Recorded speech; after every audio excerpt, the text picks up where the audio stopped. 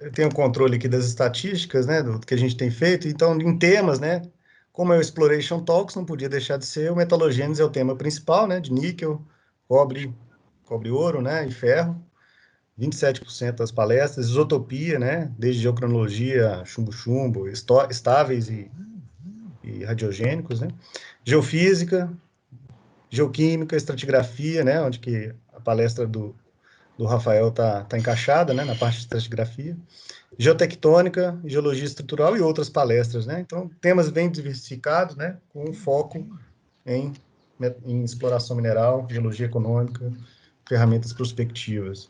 E as instituições, né, que têm contribuído bastante aí, então, agradecimento especial à CPRM, como eu disse, nove palestras já, do Rafael também é da CPRM. Serviço Geológico do Brasil, por gentileza. Serviço Geológico do Brasil. E aí inclui os SEDES também, tá, Noevaldo? Não estou esquecendo de vocês, não. Eu agrupei, tá? Serviço Geológico do Brasil, 22%. Vale, junto com o ITV, foi o segundo colocado aqui, com 5 palestras. E demais universidades federais e estaduais, né? O FMG, o FOP, o FPA, o UNB, o Unicamp, USP. Teve também o pessoal da Unesp, né? Teve outras universidades aqui que também apresentaram, mas, enfim, está bem distribuído, né? É um evento democrático, livre aí ao público, palestras disponibilizadas pelo Fernandão no Cura Filmes. E bem-vindo a todos, muito obrigado pela presença. A gente está com o Rafael aí, pesquisador do Serviço Geológico do Brasil, né? Ele possui graduação em Geologia pela Universidade do Pará, em 2012, fez mestrado pela mesma universidade em Geociências, na área de Geologia e Geoquímica, e também concluiu o doutorado, né, que é o que vai apresentar hoje no Pará, sob a orientação do professor Nogueira. Ele tem experiência na área de geociências, com ênfase em sedimentologia e estratigrafia, atuando principalmente nos seguintes temas: análise de faces, estratigrafia, petrografia sedimentar, de depósitos siliciclásticos do... Aqui está Permo-Triássico da Bacia do Parnaíba, mas eu incluí também o Paleoproterozoico do Águas Claras aí nessa situação, né? Então, Rafael, vou deixar com você aí a palavra. Temos aí 30, 40 minutos para apresentação, mas fica flexível, depois a gente abre para perguntas. Primeiramente, eu queria agradecer, né, o convite da Vale. É uma honra poder participar, poder contribuir, né? Foi com enorme prazer aí que eu recebi o convite. E é quase uma obrigação, né, minha e satisfação ao mesmo tempo, porque a Vale foi uma grande parceira desse trabalho. Durante todo o projeto da CPRM em Carajás, que eu participei, né, que vem sendo construído ao longo desses anos, e também durante o meu doutorado, a Vale foi um grande parceiro. Então, os meus agradecimentos de antemão aí à Vale e ao Fernandão, a todos vocês aí que estão organizando o Exploration Talk. Eu vou apresentar basicamente a minha tese de doutorado, que foi defendida ano passado, como o Gustavo falou agora. O título da palestra basicamente é o mesmo título da tese: Estratigrafia e Eventos da Bacia de Carajás, né, sudeste do Crato Amazônico, na transição Arqueano-Paleoproterozoico. Bem, eu vou começar falando um pouco da diferença entre o pré-cambriano e o Fanerozoico, né, do que você... como a gente diferencia o estudo desses dois períodos, né, em termos de bacias sedimentares, e por que Carajás ele é tão importante, né? Então, o pré-cambriano, por si só, ele é um intervalo de tempo com 88% da história da Terra, né, onde tem o maior registro da evolução da Terra durante o pré-cambriano, enquanto que no Fanerozoico só 12% dessa história permanece registrada. Em termos de faces, quando a gente estuda bacias do pré-cambriano, a gente tem sempre uma dificuldade muito grande no estudo de depósitos sedimentares, principalmente pela preservação das faces em relação ao Fanerozoico ser relativamente baixa, né? Então, geralmente esse registro está modificado por tectônica, diagênese e metamorfismo. Vou botar o laser aqui para... Aqui no Fanerozoico a gente tem uma boa preservação das faces, né? Relativamente alta. Outra diferença importante aqui é o controle do tempo, né? O controle do tempo no pré-cambriano é relativamente baixo, a gente tem uma baixa resolução geocronológica desses depósitos, não temos fósseis, por exemplo, para poder guiar a nossa estratigrafia.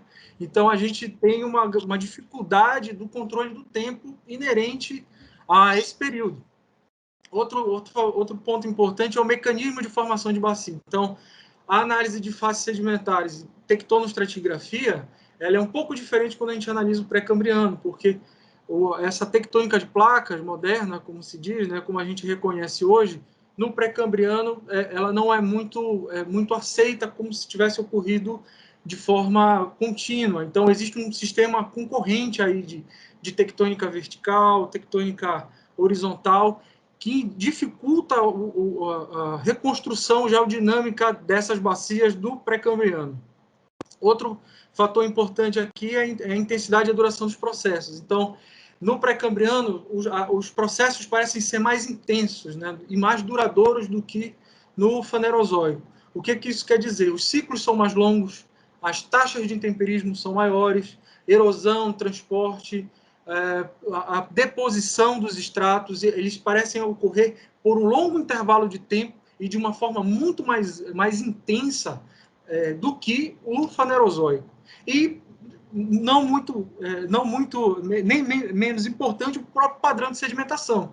Então, no pré-cambriano, a gente tem registros específicos, como, por exemplo, a formação de formações ferríferas bandadas. Então, as bifes são camadas guias desse período da Terra, né, do pré-cambriano, principalmente dessa transição arqueano para o paleoproterozoico. Aqui, eu coloquei uma imagem aqui desse cenário da transição entre o neo-arqueano e o paleoproterozoico. Esse período ele é caracterizado por mudanças, né, paleoambientais, paleoclimáticas e paleogeográficas. E a principal mudança desse intervalo é o estabelecimento de uma atmosfera oxigenada a partir do evento que a gente chama de grande evento de oxigenação, né, o GOE, em inglês Great Oxidation Event, e datado entre 2.4 e 2.1. Então, é o período em que a Terra estabeleceu a sua atmosfera oxigenada, rica em oxigênio, né? E duas correntes divergem quanto à origem do oxigênio na atmosfera. A primeira fala de uma atividade vulcânica intensa que engatilhou essa oxigenação, e a segunda corrente teórica advoga para o estabelecimento de uma fotossíntese em larga escala. Então, essas mudanças paleoambientais, elas também acarretaram em mudanças paleoclimáticas. Essas mudanças paleoclimáticas, o principal resultado dela foi a refrigeração da Terra, da atmosfera, que culminou no evento glacial, né, chamado de evento glacial huroniano, HGE, datado entre 2,45 e 2,22, que acompanhou esse aumento do oxigênio na atmosfera, e todas essas modificações paleoambientais, por si, elas foram induzidas por mudanças também geotectônicas. Então, é um período de quebra de continente, é um período de intensa atividade vulcânica e formação desses sítios de vida primitiva nas partes mais rasas desses oceanos, dentro de um sistema hidrosfera, atmosfera oxigenado. Registro dessas glaciações são encontrados em praticamente todos os continentes, América do Norte, África, Austrália. Aqui na América do Sul ainda não havia sido registrado nenhum tipo de diamictito, né, glacial, de origem glacial, associado a esse evento glacial huroniano. Eu vou apresentar mais à frente um dos trabalhos da tese que abordam esse tema. E o não menos importante também esse período de glaciação é denominado também de um período Snowball Earth. Então, o Snowball Earth, né, a teoria da Terra bola de neve. Né? Então, é a teoria na qual a Terra esteve totalmente coberta por gelo. Né? Isso é bem compreendido no Neoproterozoico, muito bem documentado, enquanto que no Paleoproterozoico ainda há muitas discussões, mas o que já se tem mais ou menos como certo é que esse representa um primeiro período de snowball, né, da história da Terra. Falar um pouco sobre a própria oxigenação. Né? Eu gosto dessa figura aqui do Lyons, o colaborador de 2014, que é a oxigenação em duas etapas. Né? Primeiro, o GOE, né, que é a transição entre o Neo-Arqueano e o Paleoproterozoico, e o NOI, né, que é a oxigenação vinculada às glaciações do Neoproterozoico. Então, esse DOE aqui nessa figura é bem claro que existe um grande pulso de oxigenação, né? Muitos chamam catástrofe do oxigênio, aumento dramático do oxigênio, é uma mudança da paisagem associada a esse aumento do oxigênio na Terra. Alguns estudos sugerem que o oxigênio surgiu um pouco antes, né? Que o pessoal chama aqui de whiffs, essas borrifadas de oxigênio que ocorreram ainda no Meso, Neo-Arqueano, mas isso ainda é muito discutido. Existem várias evidências dentro do GOI que reforçam, né, essa oxigenação dentro do registro sedimentar, né? Aparecimento de redbeds, paleossolos, desaparecimento de pirita e uraninita detrítica, mas o principal deles é esse isótopo de enxofre aqui, chamado de Mass Independent Fractionation, né? O MIF-S, que persistiu em condições anóxicas até o estabelecimento do DOE. Então, o desaparecimento desse sinal isotópico ele é entendido como a principal evidência do início de oxigenação da atmosfera da Terra.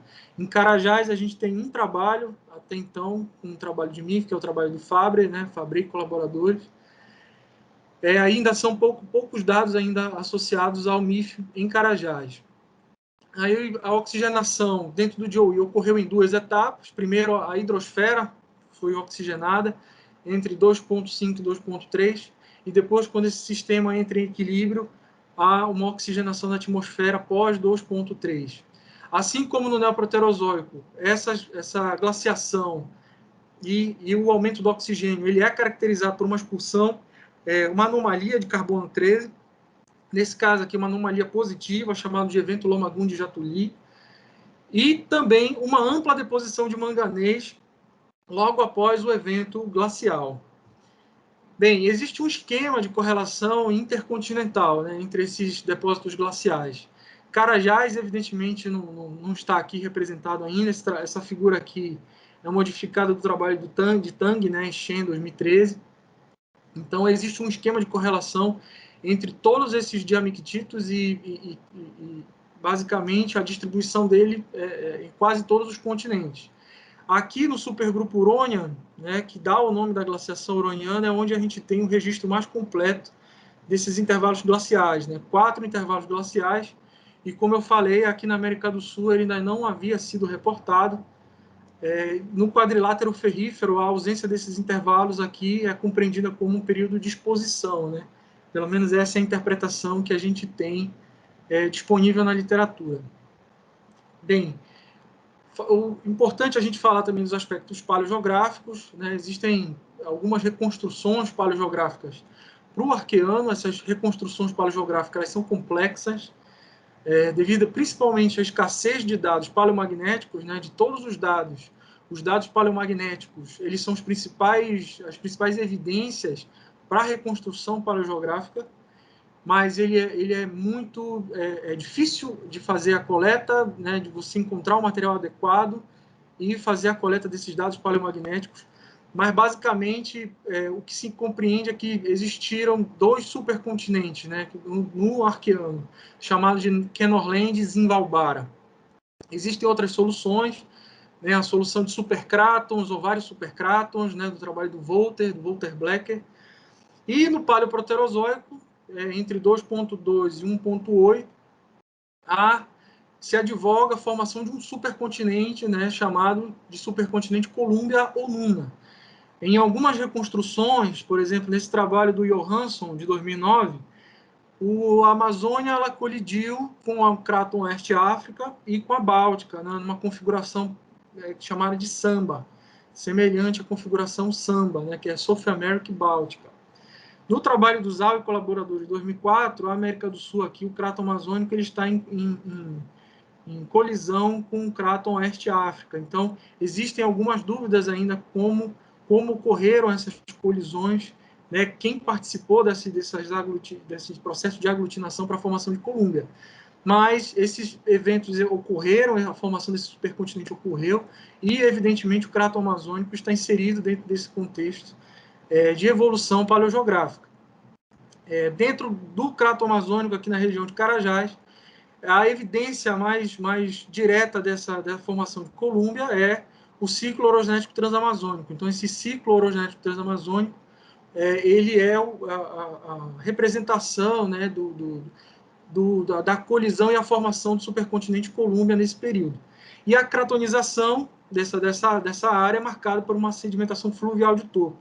Isso não é só encontrada em Carajás, mas também como nos diversos cratos ao redor do mundo, que participaram da formação do supercontinente Colúmbia. Além disso, a coluna de Carajás, né, eu coloquei uma coluna resumida aqui do trabalho do Araújo Filho e colaboradores, em 2020, existe uma correspondência entre as diversas colunas estratigráficas, como eu vou mostrar mais à frente. Mas o que a gente compreende é que Carajás ela faz parte de um cenário de modificações dentro dessas bacias que evoluíram dentro desse cenário para a formação do supercontinente Colúmbia. Eu não vou entrar em detalhe aqui nessa figura, porque eu vou apresentar mais à frente o detalhe da estratigrafia da bacia de Carajás. Aqui eu não vou me aprofundar muito, né? Aqui a localização da nossa área de estudo, sudeste do Crato Amazônico, no denominado escudo do Brasil Central, dentro da província geocronológica Amazônia Central. Então, o Crato Amazônico ele é dividido, a província Carajás é subdividida no domínio Carajás, né, ao norte, e o domínio Rio Maria a sul, também denominado, né, de terreno granito Greenstone, Rio Maria. Fazendo uma compartimentação dessas rochas aqui, no domínio Rio Maria predominam rochas do Mesoarqueano, no domínio Carajás, rochas do Meso, Neo-Arqueano, né? Não temos registro de rochas do Paleoproterozoico. Em compensação, né, por outro lado, aqui no domínio Bacajá, nós temos rochas do Sideriano, apesar de ter um embasamento Mesoarqueano, rochas do Sideriano e Riaciano, né, em layers do Sideriano e Riaciano. Aqui é a figura do trabalho, né, que está submetido. Esse daqui é o objeto de estudo, né, a bacia de Carajás. Ela apresenta esse formato sigmoidal. Ela está localizada na parte norte do domínio Carajás.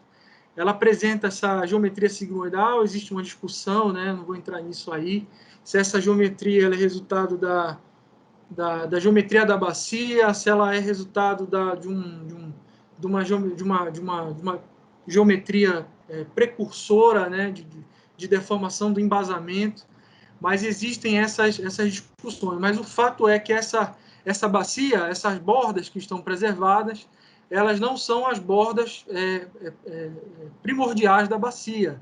Então, isso daí já é uma bacia que foi deformada, erodida, então, provavelmente, o que nós temos aí é parte da bacia preservada e que foi deformada pelo evento, durante o evento, o ciclo orogenético transamazônico entre 2.2 e 2.0. Uma discussão que eu coloquei na tese, que é importante, é o termo bacia de Carajás. Então, bacia de Carajás, como eu falei, ele pode ser utilizado tanto para se referir a essa área sigmoidal, né, de 90 por 40 quilômetros, na Serra dos Carajás, como também ela pode ser utilizada para se caracterizar a bacia original, precursora. Mas quando a gente fala de bacia Carajás, a bacia que deu origem, né, que foi o espaço de acomodação para essas unidades, a gente tem sempre que pensar em uma bacia muito mais ampla do que esses limites que estão preservados hoje. Quando a gente a gente compara, né, as colunas estratigráficas ao longo do tempo, a gente vê que para Carajás existe uma similaridade, né, entre todas essas colunas. O embasamento de rochas ígneas metamórficas, incluindo rochas do tipo TTG, com idade de metamorfismo em 2,85, né, que é chamado genericamente de complexo Xingu. E logo acima dessas unidades do Mesoarqueano, a gente tem uma sequência vulcânica química associada ao grupo Grão-Pará. E acima dessas unidades neoarqueanas, o pacote sedimentar siliciclástico do Paleoproterozoico, ainda não muito bem caracterizado em Carajás.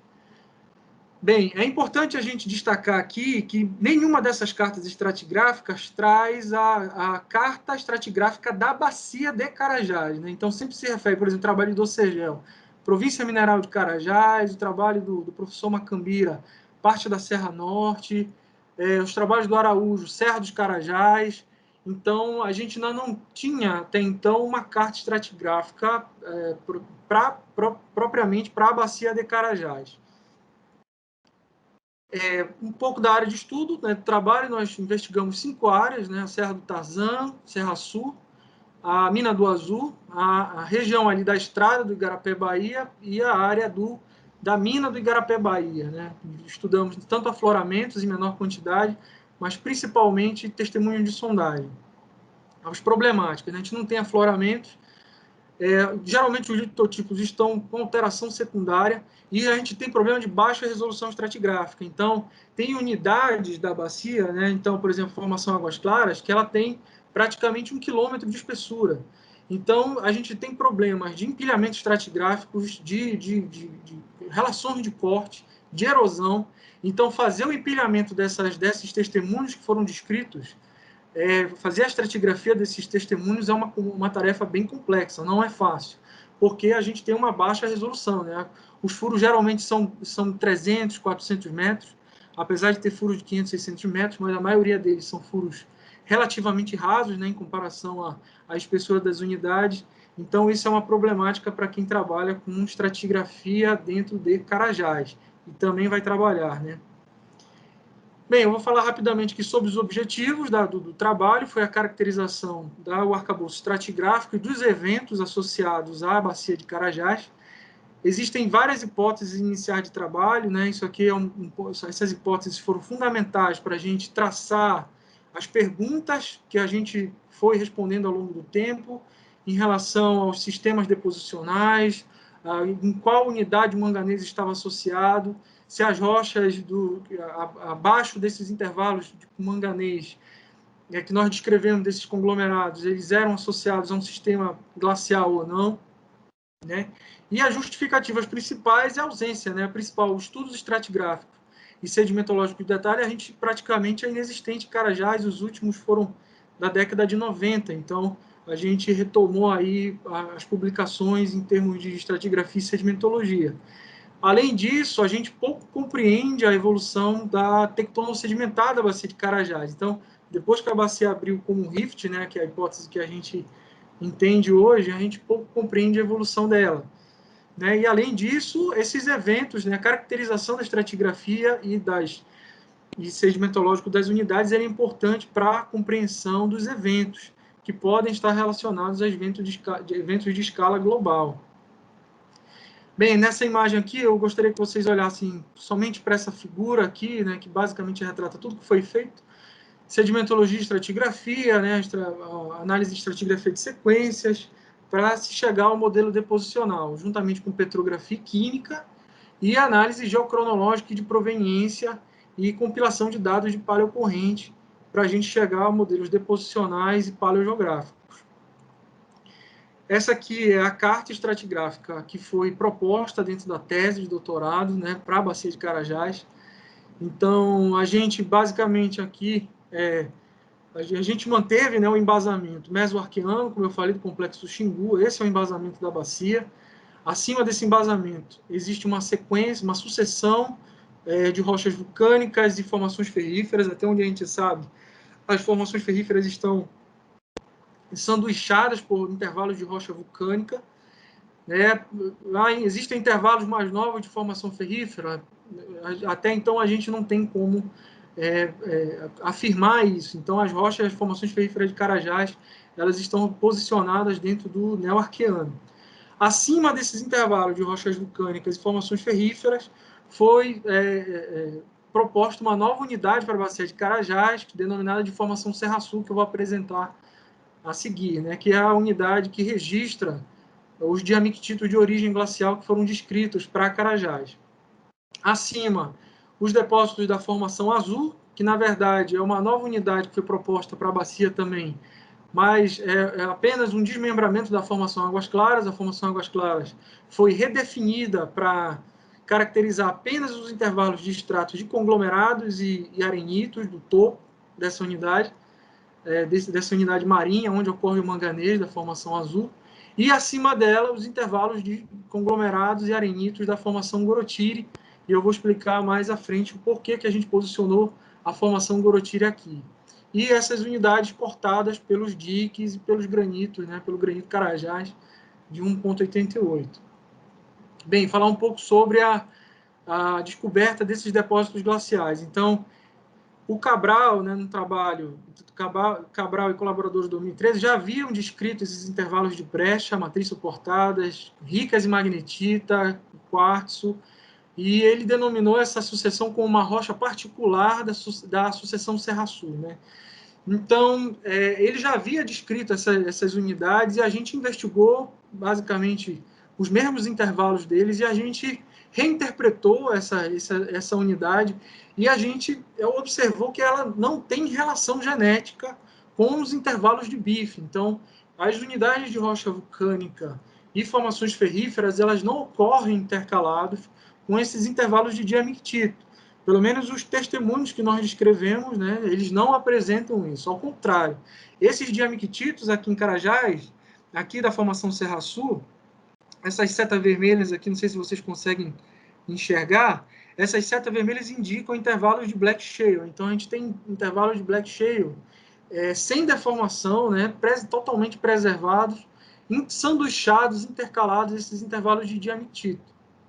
A idade, a gente sugeriu uma idade relativa, né, entre 2,58 e 2,06, e o importante é que essas unidades, esse diamictito apresentam feições sedimentares muito bem preservadas dentro do seu arcabouço. 3 associações de faces foram definidas: a associação de faces de diamictito folhado a maciço, a associação de faces de ritmito e a associação de faces de conglomerado, arenito, ritmito e diamictito, que engloba praticamente todas os componentes siliciclásticos. O mais importante, né, essa primeira associação de faces aqui de diamictito folheado a maciço é o que representa os intervalos subglaciais. Então, é onde a gente tem o registro mais claro de uma ação direta do gelo.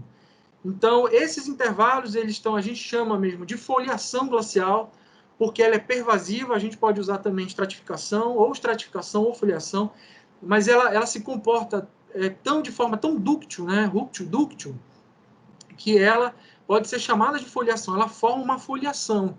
Então, ela tem características bem claras de uma atuação do gelo. Formação de formas sigmoidais, clastros facetados, formação de sombras de pressão, né, os pressure shadows, fraturamento de grãos, formação de subgrãos, rotação de grãos. Todas essas características são características sedimentológicas de atuação do gelo dentro desse processo de erosão subglacial, como eu vou apresentar mais à frente. Aqui, nessa imagem à esquerda, um pouco mais das características, né, do que eu estava falando: pressure shadows, formação de asymmetric pressure shadows, clastros fraturados, formação até de budans, né, buldinagem. Então, isso dentro do processo glacial também é comum, buldinagem. Então, é um processo realmente de deformação dessa rocha através de um processo da atuação, né, da pilha de gelo em cima do substrato e pressão nessa farinha que é formada na base do gelo com deformação. Essa outra imagem à direita aqui já mostra os ritmitos, que já são as faces distais desse sistema, como eu vou apresentar a seguir. O que é importante aqui para a gente caracterizar a textura do diamictito. Então, esse foi um dos pontos do referir, né? A gente teve a felicidade do professor Paul Hoffman, né, que é um dos grandes precursores da teoria do snowball-off, do neoproterozoico, ser um dos referis da revista, juntamente com o professor Daniel Leron, que é referência em glaciotectônica. Então, ele basicamente falou para a gente: olha, defina o que é tectônica do que é sedimentologia, né, do que é deformação por processo sedimentológico. Então, esses intervalos deformados, eles estão sanduichados por intervalos não deformados. Então, o que isso quer dizer? Que a deformação ela é heterogênea. Além dela ter uma deformação intraestratal, ela tem uma deformação lateral. Clasto lateralmente ao lado do outro, clasto que se comporta de uma forma muito mais competente do que o outro. é uma deformação totalmente heterogênea. Isso é característica de um processo de sedimentológico. Isso não é compatível com uma deformação por tectônica e metamorfismo. Até como eu falei, não há evidências, pelo menos em lâmina, no que foi descrito, de metamorfismo em algum nessas lâminas. A outra associação de faces, a última associação de faces, como eu falei, é de conglomerado arenito, arritmita, admitito. Ela é uma salada, né? Vamos dizer assim. Essa associação de faces, ela já é a ressedimentação de todo esse material glacial. Então, essas rochas que vocês estão vendo aí, organizadas aqui, eu chamo a atenção, em ciclos granodecrescentes ascendentes, e eles estão todos organizados em ciclos granodecrescentes, isso daí nunca pode ser produzido por fluxo de detritos, né? Um fluxo de detritos jamais, instabilidade tectônica, jamais vai produzir rochas com clastros facetados, com clastros totalmente arredondados, como vocês estão vendo aqui, com estrutura de dumpstone, dropstone, clastros em formato de ferro de engomar, perfeitamente preservados, extremamente arredondados, clastros em alto ângulos, imersos em matriz de lama. Então, essas características sedimentológicas, elas são muito diagnósticos da atuação de processos glaciais.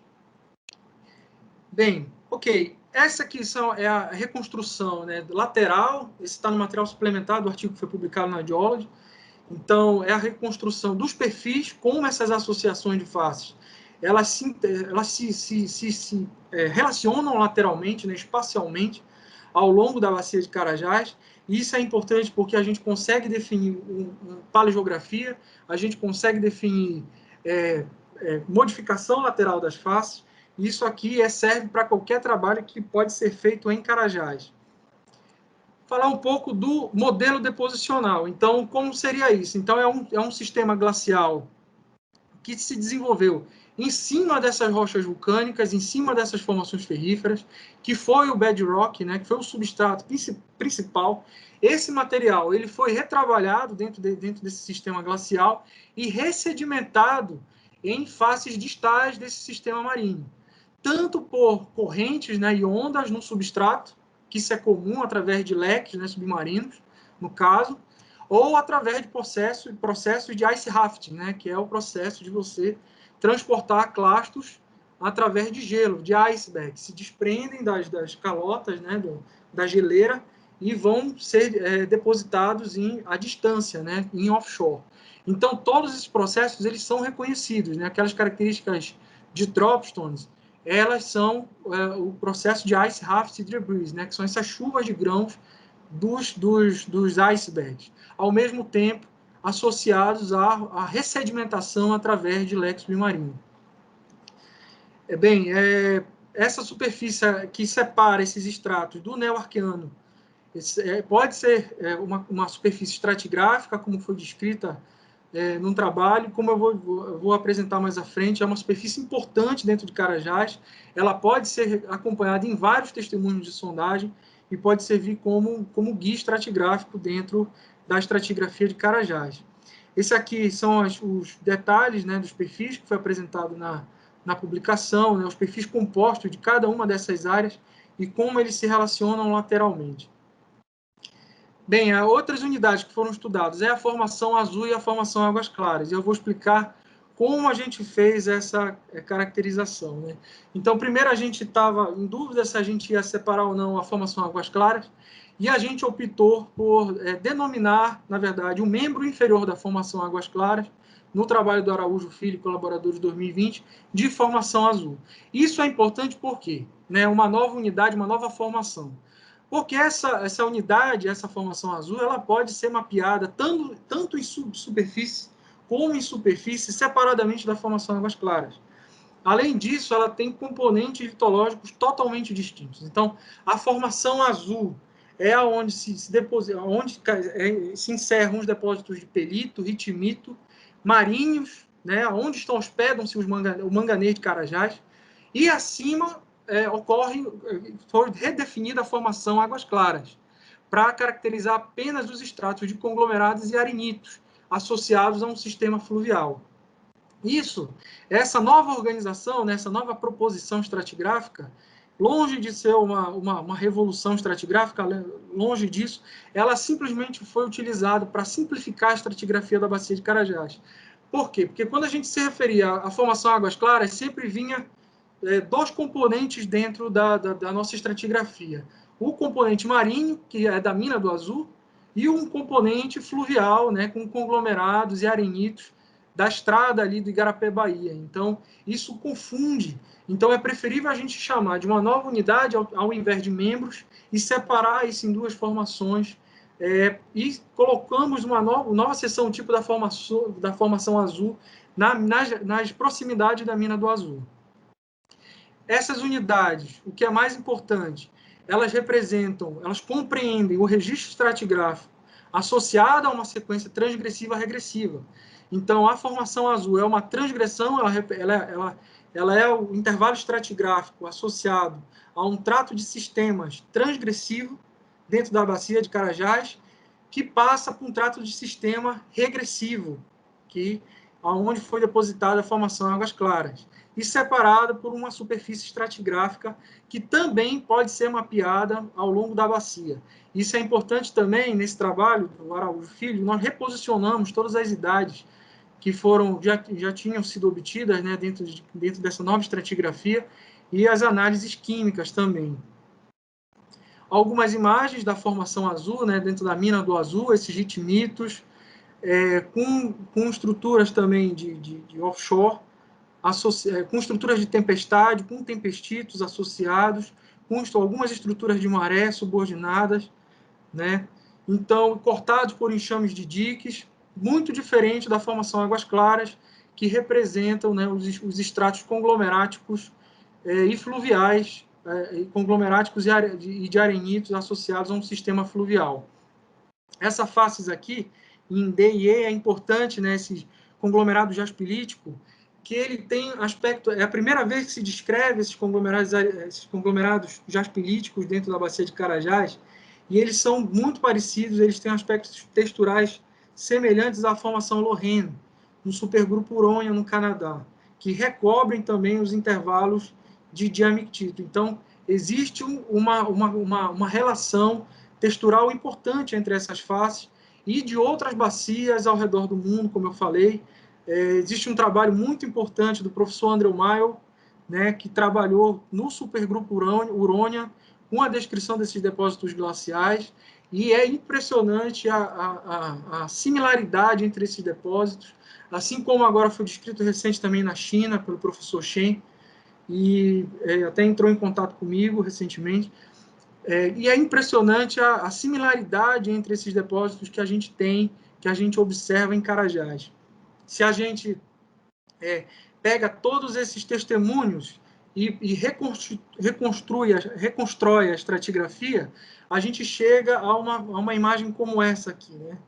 Então, essa aqui é o cartoon que representa o empilhamento de todos os testemunhos que foram descritos em Carajás, e como a estratigrafia ela está bem organizada, né? Então, a gente tem um grupo grão-parado, né, o arqueano, os estratos vulcânicos e formações ferríferas.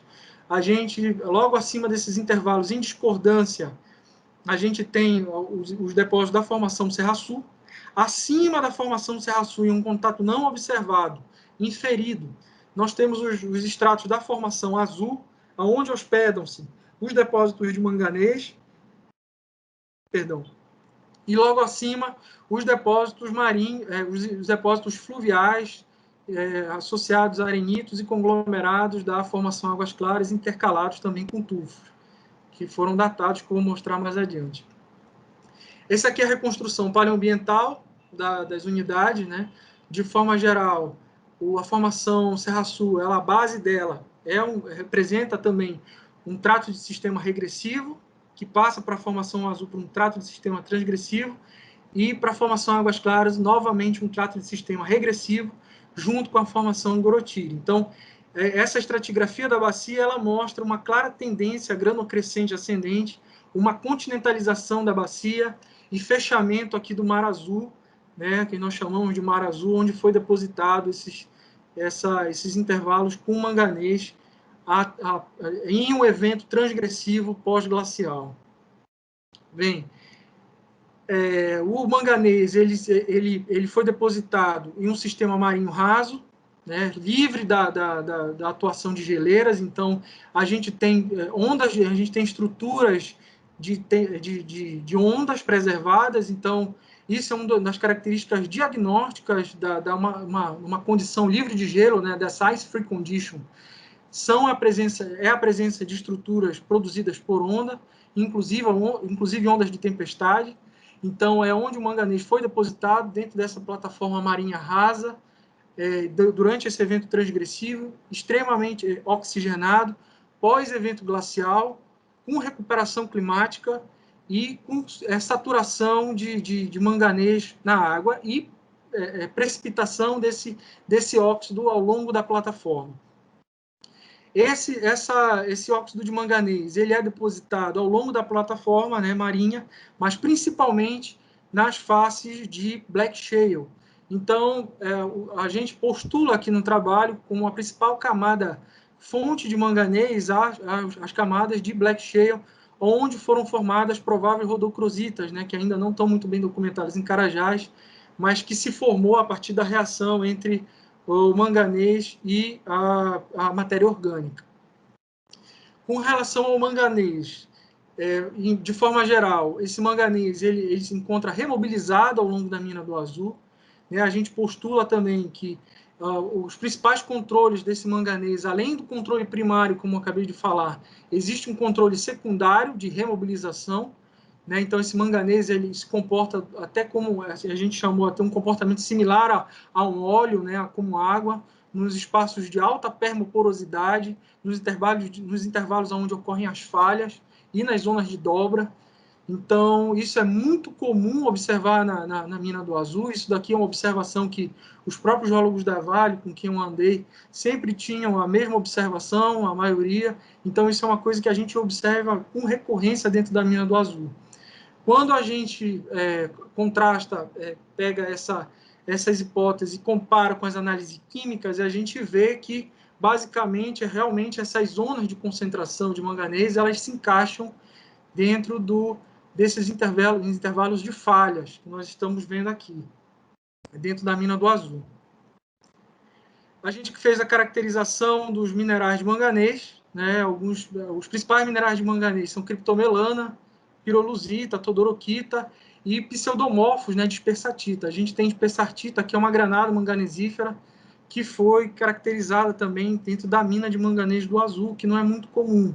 A gente descreveu mais essa mineralogia próxima lá da região de Buritirama.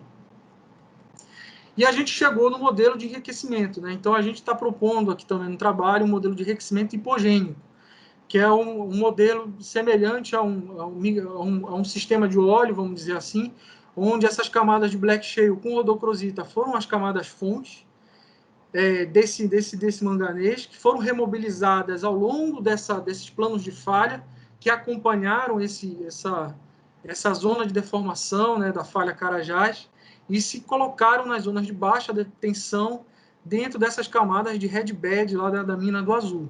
É importante a gente falar aqui que existe claramente um enriquecimento supergênico. Né? Então, esse enriquecimento supergênico ele ocorre na mina do Azul.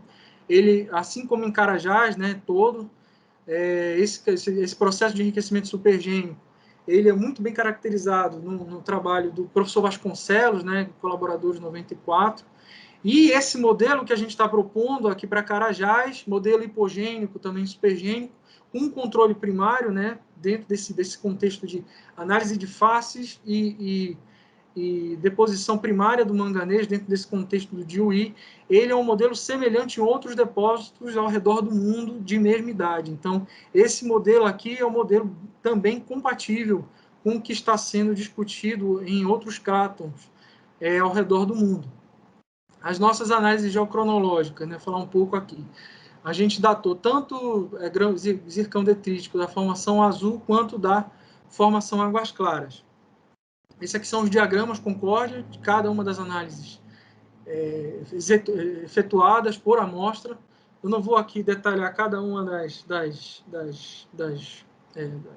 vamos dizer assim, do que nós levamos em consideração, a gente utilizou, usando média ponderada, né, das idades 7,6. O mais importante aqui é que a gente usou as idades dos agrupamentos. Então, para aumentar a acurácia da idade, a gente usou a idade dos agrupamentos com MSWD sempre baixo de 1. Então, para a formação azul, a gente encontrou tanto fontes do mesoarqueano quanto do neoarqueano e fontes do sideriano-riaciano, a idade mais jovem, do agrupamento mais jovem, em cerca de 2,27. Para a formação águas claras, principalmente fontes do mesoarqueano e subordinadamente fontes do neoarqueano.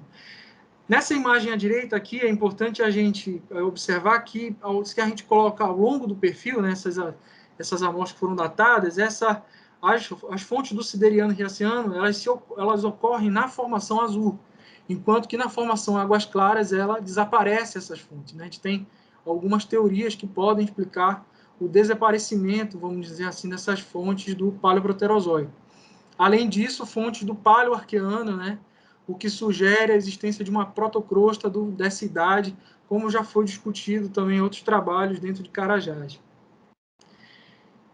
Por outro lado, né, o que significa a ocorrência de grãos do Paleoproterozoico? A ocorrência de grãos do Paleoproterozoico, como eu falei, aí na região do domínio Carajás, da bacia de Carajás, a gente não tem rochas do Paleoproterozoico. Essas rochas, elas ocorrem restritas, basicamente, à região do Bacajá. Então, se elas ocorrem dentro de Carajás, elas não foram mapeadas.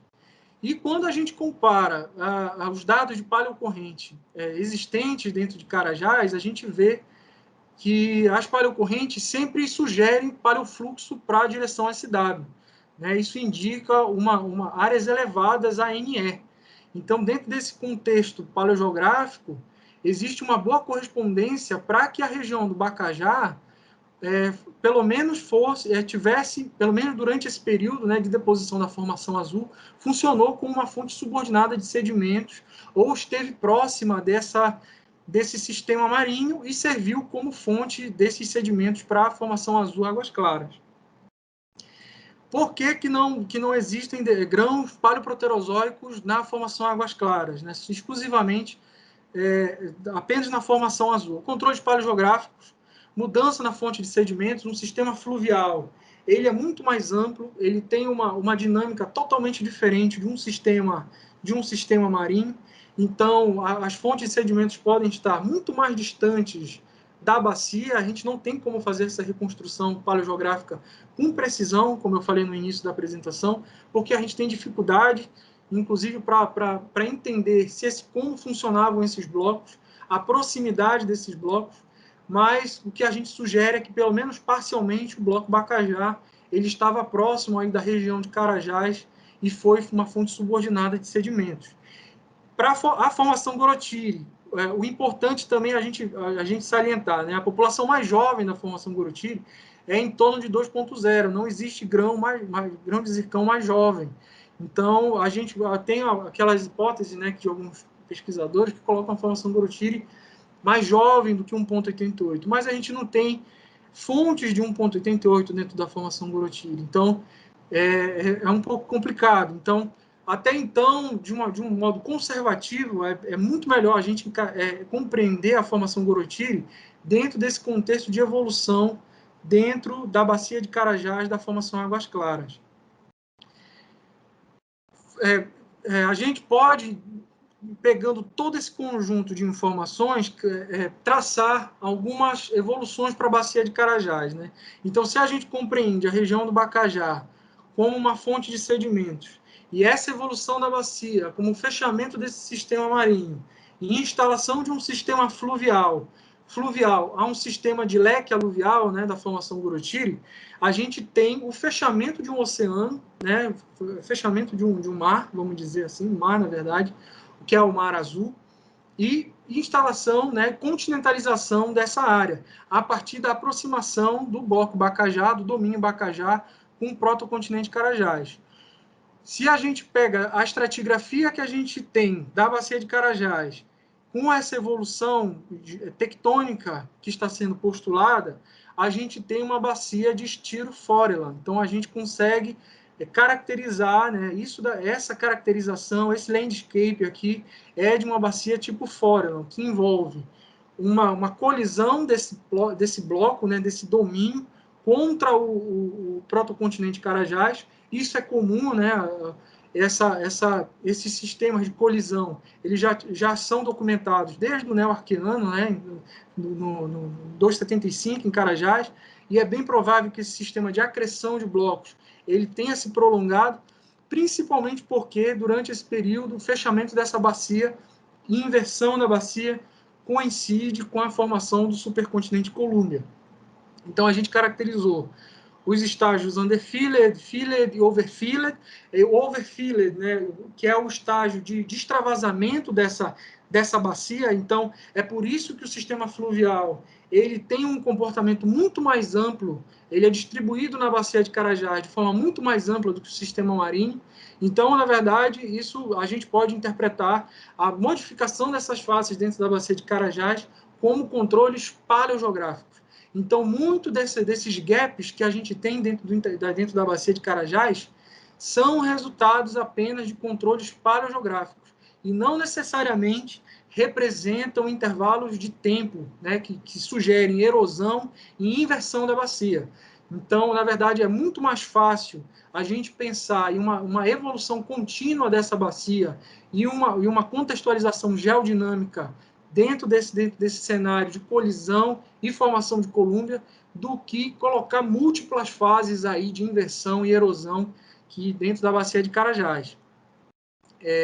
Esse é o cenário paleogeográfico, né? São as duas imagens dos cenários paleogeográficos, um sistema marinho raso, restrito, né? Onde o manganês foi depositado, dentro do Mar Azul, e esse cenário de colisão, esse cenário desse mar raso, esse fechamento, deu lugar a um cenário de mudança brusca no cenário paleogeográfico e instalação desse sistema fluvial do Águas Claras. Bem, fazendo um resumo, né, estratigráfico dos eventos dentro da bacia de Carajás.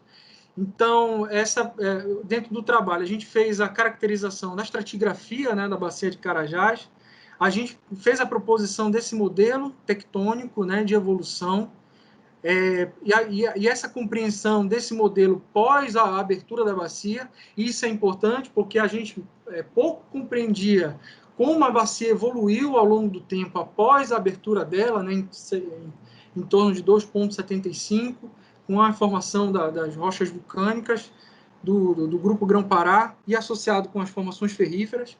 Então, essa evolução da bacia tem uma relação direta com eventos globais, como a glaciação, né, a glaciação Serra-Sul, a deposição do manganês e a instalação desses sistemas fluviais que são caracterizados ao redor do mundo todo, e inversão e deformação da bacia de Carajás para a formação do supercontinente Colúmbia. É importante dentro de salientar que essa é uma inserção, né, dentro de Carajás, essa é uma tentativa, né, vamos dizer assim, de inserção dentro da bacia de Carajás, dentro desse cenário de modificações dentro do Paleoproterozoico, e especificamente a glaciação Serra-Sul, ela é o primeiro registro dessa glaciação na América do Sul, Paleoproterozoico. Então, é importante a gente caracterizar esses eventos, tomar como hipóteses, né, não como verdade, mas tentar compreender essa bacia dentro desse cenário de modificações dentro do Paleoproterozoico, e não restrito apenas ao Neo-Arqueano. Bem, eu gostaria de agradecer aqui a Vale, né, e a CPRM. A CPRM foi a minha empresa aí que me liberou para o doutorado, e foi a empresa que deu todo o suporte dos trabalhos de campo, principalmente a geóloga Lúcia Travassos, a doutora Lúcia Travassos, e ao César Chaves. E na Vale aí a gente teve a colaboração de vários colegas. Eu perderia mais 15 minutos falando aqui de todo mundo que ajudou, né?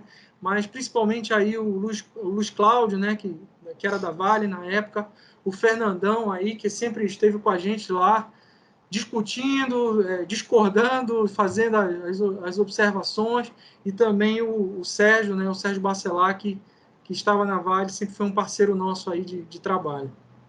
Olhe bem, eu tenho uma série de discordâncias muito grande certo? No empilhamento que você colocou. E não vai dar tempo para discutir aqui hoje. Assim, mas eu gostaria de levantar alguns pontos, ok? Das minhas discordâncias. Primeira coisa, eu acho inadequado o nome Bacia de Carajás. Existe aí a Bacia Grão-Pará, a Bacia Águas Claras e a Bacia do Gorotiri. São histórias bem diferentes. Não tem continuidade, tem discordância, tem lapso de tempo muito grande entre os processos sedimentares. Primeiro, a Bacia Grão-Pará é uma bacia vulcano-sedimentar de fundo oceânico. Tá? E esses diamictitos que você descreve, que existem lá, eu tenho, assim, uma distância muito grande de classificá-los como glaciogênicos. É porque é uma coisa muito simples. Essa seção aí do Serra Sul, esses diamictídeos são dentro dos basaltos. Então, tem duas coisas. Ou você bota uma glaciação arqueana, a primeira do mundo, ou você pega os basaltos e tem que botar uma idade diferente para ele. Porque no furo que você descreve, que você fotografou, eu olhei esse furo lá, você está dentro de uma sequência basáltica, entra a sequência lá dos sedimentos químicos e tem esse diamictídeos. Você vê no Serra Sul, certo?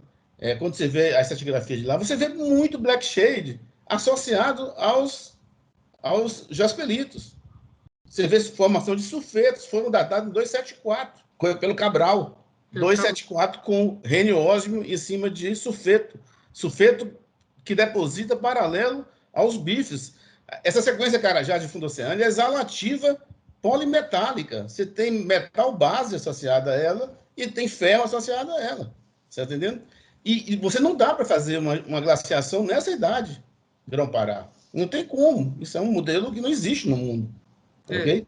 Então, assim, a primeira coisa que eu acho que é aí que está a primeira divergência. A gente tem, nessa sequência vulcano-sedimentar de fundo oceânico, uma série de dobras de slumping, certo? E tem um fluxo muito grande. Você pega a seção do Tarzan, você tem um fluxo ali de amictídeos relacionados com descarga submarina, de leque aluvionar. E em descarga submarina de leque aluvionar, quando forma os turbidíceos de uma plataforma, você vai encontrar sequência glândula decrescente e você vai encontrar sequências ritmíticas, onde você vai dos mais finos aos mais grossos em vários sistemas de ritmíticos. E você vê em qualquer margem de bacia, no mundo inteiro, essas sequências, que vai distal ficam sequências turbidíticas finas e proximal ficam sequências turbidíticas muito grossas. Qualquer trabalho da Petrobras, certo? Na bacia costeira brasileira, em qualquer bacia costeira, você vai ver isso. Isso não é glaciação. Isso é simplesmente fluxo dentro da plataforma. Você está entendendo? Se tem um ou outro cristal lá que parece... Outra coisa também da questão aí da sequência glaciogênica relacionada ao Grão-Pará, ela é muito subordinada. Você encontra esses pedaços de amictito em pedaços muito restritos dos furos de sonda. E eu acho que uma sequência glaciogênica, você tem um marcador dessa sequência muito grande. É só pegar o Macaúbas, aquilo é muito grande. Não é restrito a alguns testemunhos. Então, essa é a primeira discordância que eu tenho em relação ao posicionamento estratigráfico dessa possível glaciogênica. Tá? Ela está muito embaixo e ela devia estar em cima. Ok? Você tem um dado super interessante no empilhamento do Águas Claras. Você tem uma discordância muito grande do Águas Claras em cima do Grão-Pará. Você vê isso na mina do Igarapé Bahia e assim por diante. As minerações de 255 não cortam o Águas Claras. Não. Você está entendendo? Só as 1.8 cortam os breves. Então, você tem uma discordância ali no Bahia angulosa. Você tem lá o S0 dos sedimentos fluviais, que estão em cima do Igarapé Bahia, 15 graus, e a foliação lá embaixo é 75. Você tem uma foliação cortada por uma bacia não foliada. Então, você tem uma discordância grande. É um lapso de tempo muito grande. Vamos lá. Aí você empilhou lá, botou a base de Águas Claras, a sequência azul, que é marinha. E aí você encontra um zircão detrítico na sequência azul, 2, 3. E na sequência fluvial de Águas Claras, os zircões detríticos são mais velhos. Se você empilhar ao contrário, botar uma sequência fluvial na base, como a gente anda lá pela estrada, vai ver isso, uma sequência fluvial na base, depois vem uma entrada marinha, azul, e depois um outro fluvial por cima, com conglomerado e tudo. Ok? Então, o azul a sequência fluvial de base erodia terrenos, certo? Com contribuição mais velha do que a sequência azul que está no meio. O seu zircão mostra isso, não o contrário. Não a sequência marinha embaixo. E o Gorotiri não está empilhado nisso. O Gorotiri é uma bacia de pula-parte relacionada à falha Carajás, é uma bacia restrita, está entulhada lá dentro, com toda essa tigrafia de um preenchimento rápido. Então, assim, a gente tem aí 3 ciclos geotectônicos superpostos, né, onde você tem estruturação, deformação e sedimentação. Isso não pode ser uma bacia única. Então, esse nome, Bacia Carajás, para mim, não está correto. E botar isso tudo dentro de uma bacia só. Você tem uma sequência empilhada, onde você tem registros geológicos vulcânicos, de um sistema vulcano sedimentar, isolativo de fundo oceânico. Depois vem uma bacia em discordância, que é fluvial, marinha fluvial, e depois uma pula-parte relacionada ao Gorotiri. No geral, eu não queria me estender mais na discussão, porque a gente podia uma hora conversar um pouco mais em detalhe, olhar os furos, discutir um pouco mais, mas essas 3 coisas aí que eu estou falando é que é o meu ponto assim, de dúvida, e eu acho que aí precisa discutir um pouco mais. Obrigado aí. Obrigado, Fernandão. Vamos lá. Você falou primeiro da como os diamictitos estão relacionados a rochas vulcânicas e formações ferríferas, né? No furo que nós descrevemos, eu acho que um conjunto de 4 furos, eu acho, da Serra Sul, esses diamictitos, eles não ocorrem intercalados às rochas de bife e rochas vulcânicas. Eles estão em contato brusco, pelo menos no furo 27, eu acho que o final do furo é SD27 ou FD27. Então, ainda tem outro problema, o furo está invertido. Então, tem alguns controles de topo de base que são sutis dentro da análise sedimentológica, dentro do diamictito, que mostram que o furo ali que nós descrevemos, ele está invertido. Inclusive, eu acho que quem acompanhou a gente, eu não me engano, acho que foi o Luiz Cláudio, que estava na época com a gente vendo esses furos, e a gente viu como eles estavam empilhados. Então, muito desses furos ali na borda da Serra Sul, falando daqueles depósitos ali da Serra Sul, eles estão dobrados, eles estão invertidos. Então, muito do empilhamento que está sendo feito ali, que foi feito ali, não levou em consideração a inversão, o basculamento tectônico, a inversão estratigráfica desses furos. Então, na verdade, o diamictito está por cima. Pelo menos o que eu vi, eu digo com o que eu vi, né? Para defender o meu trabalho. Então, senão eu vou pegar todo o meu trabalho e vou colocar. eu preciso Mas, me defender. Rafael, se você botar uma inversão tectônica ali na Serra Sul, você tem que também mexer na estruturação de Carajás inteira, porque o limbo que é invertido de Carajás é a Serra Norte. Serra Norte está tudo invertido. A Serra Sul é o limbo normal de um dobramento que dobra o jaspelito e faz um grande sinforme. Então, assim, aí você também vai ter que mudar, certo? Essa deformação de Carajás. É outra coisa que você vai ver. Eu acho que também a gente, não tem problema nenhum da gente reavaliar esses testemunhos, mas pelo menos o que eu vi, o que nós vimos... A gente podia até marcar um dia para a gente olhar esses testemunhos juntos. A gente discutir os testemunhos. Acho que seria interessante. Seria interessante. Tem indicadores ali de topo e base de camada que indicaram para a gente que, na verdade, o furo está invertido. Além disso, a gente não viu as unidades de bife vulcânica intercaladas a esses intervalos de diamictito. Então, por exemplo, se a gente pensar em uma glaciação neoarqueana, seria plausível a gente pensar de uma sedimentação vulcânica e química contínua. Então, por que ela parou? Então, essa glaciação... Ela parou porque... além disso, essa glaciação, ela tem um componente de oxigenação. Então, você não tem como ter uma glaciação no neoarqueano. A atmosfera não estava oxigenada. É isso, eu concordo com você. Só que, olha bem, sobre o depósito de jaspelíticos e de Carajás, tem a camada de um basalto chamado, que o pessoal chama lá de cigarra. Sim. É o mesmo basalto que está lá no depósito do Alemão. Então, você tem uma sequência vulcânica sobre o hiato. Você teve um hiato de vulcanismo e veio uma sequência vulcânica lá por cima, entupido de tufos, de turbiditos, que faz em cima. E o que a gente vê lá em cima do Igarapé Bahia? Águas claras, não vê mais nada. Então, assim, é isso que eu acho que eu tenho um problema. Não, mas isso não é dentro do Igarapé, Bahia, Fernandão. Isso é lá na Serra Sul. Eu sei, aí mas...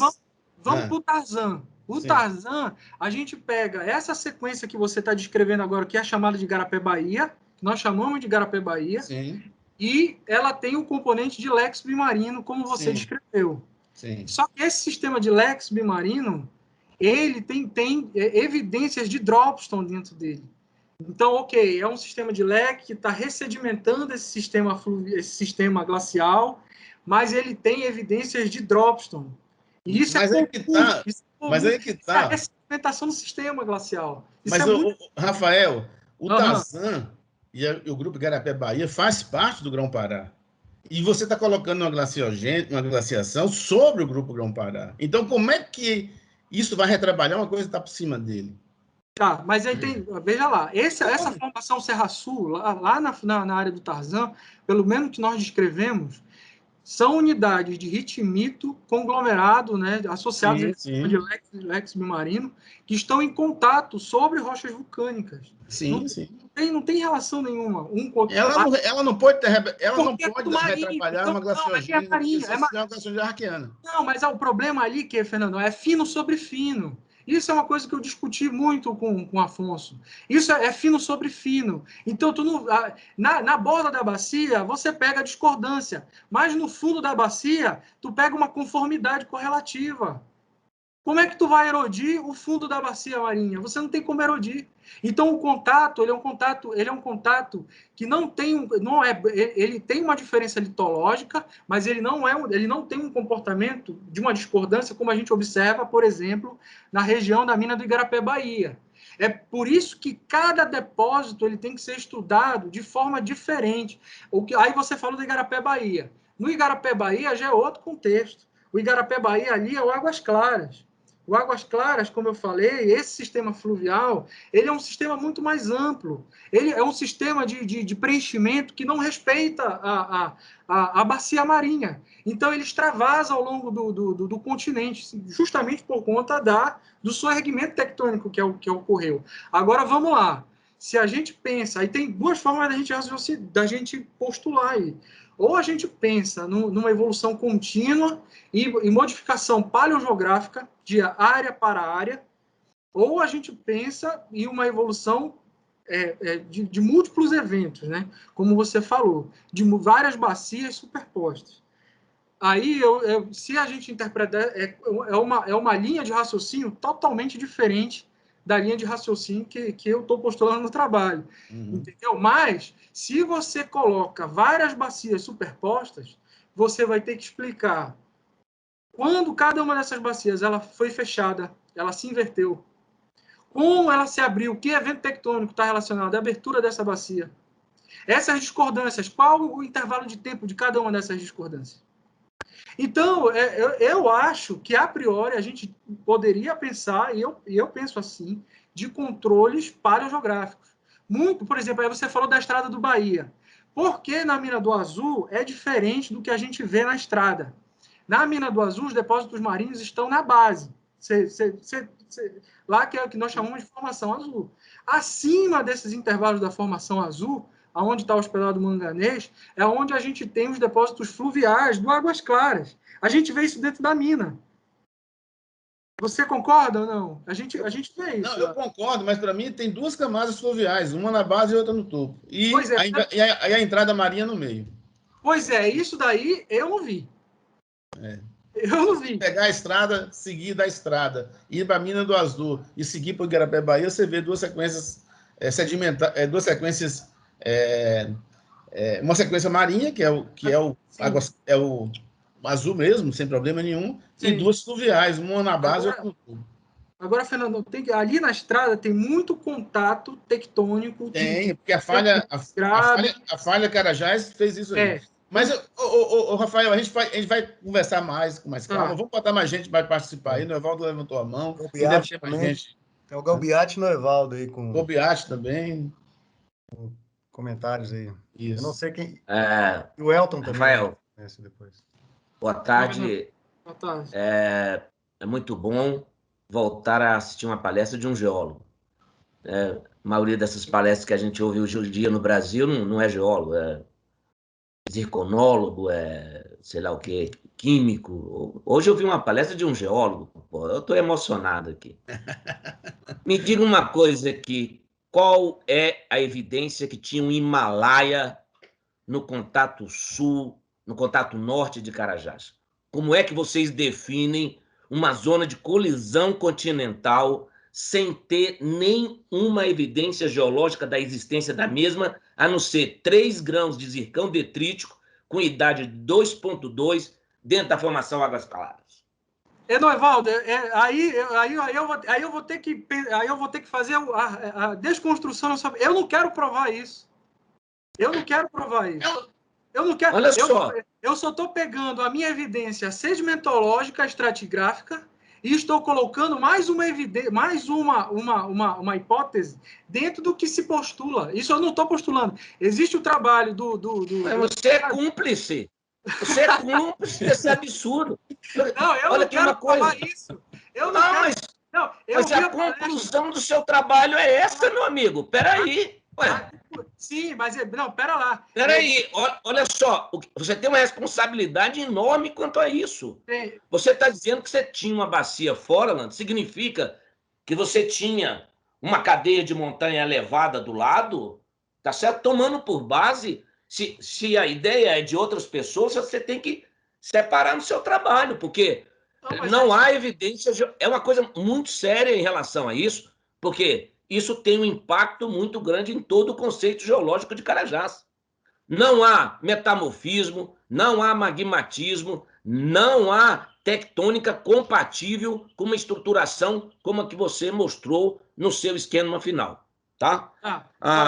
Aí, vamos lá. Dentro desse modelo, né? Os trabalhos que eu vou colocar o trabalho que mais assim que eu li, que afirmou uma colisão, né, entre o domínio Bacajá e o domínio Carajás. Tem um trabalho do professor Macambira, colaboradores de 2009, tem o trabalho do Tavares, colaboradores de 2018. Não, eu não quero saber da data do trabalho, Rafael, eu quero saber da evidência geológica do trabalho. É o seguinte, eu não quero provar isso, eu não quero provar. A única coisa que a minha estratigrafia mostra é o seguinte, olha, a minha estratigrafia, o trabalho que a gente tem hoje corrobora essa hipótese só.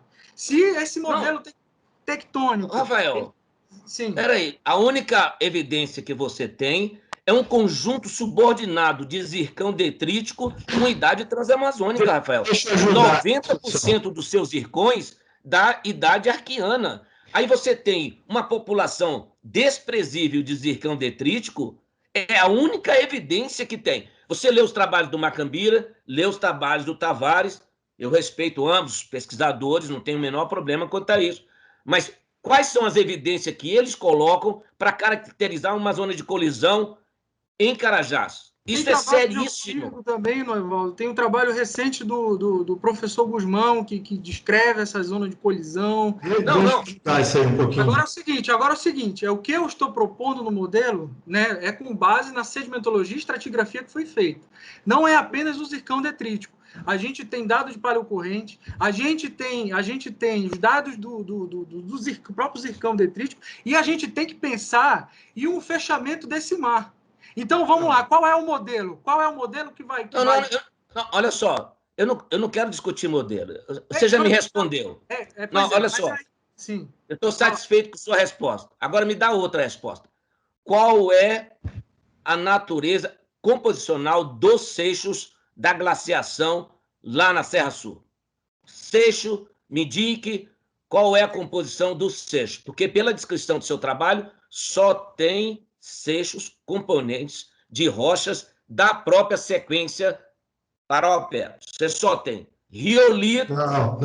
tem granito oxidado, você não tem um seixo de embasamento. É muito pouco provável que uma glaciação eroda apenas um rift limitado e subordinado. Quer dizer, uma glaciação localizada apenas no rift, isso é geologicamente improvável. Eu não digo que seja impossível. Agora, o que caracteriza uma glaciação é a multiplicidade composicional do seixo. Não, E outra é uma coisa, opinião, aí, não é Evaldo, aí você... Aí, não, mas aí você podia ter feito detrítico, zircão eu- detrítico lá do Jamiquitito também, para pegar uma população variada, né? Como é uma da seção. Pessoal, o Exato. Dalbiati quer contribuir aí. Evaldo, pera lá, mas aí eu tenho que discordar de você. Porque é o seguinte, o sistema glacial não necessariamente ele tem que ter fontes diversas e variadas. Isso depende do substrato. O que foi proposto é que esses depósitos, pelo menos ali na Serra Sul, são depósitos subglaciais e são tilitos. Então, são materiais que foram depositados na base da geleira. Ao contrário, ele vai ter a composição do substrato. Não.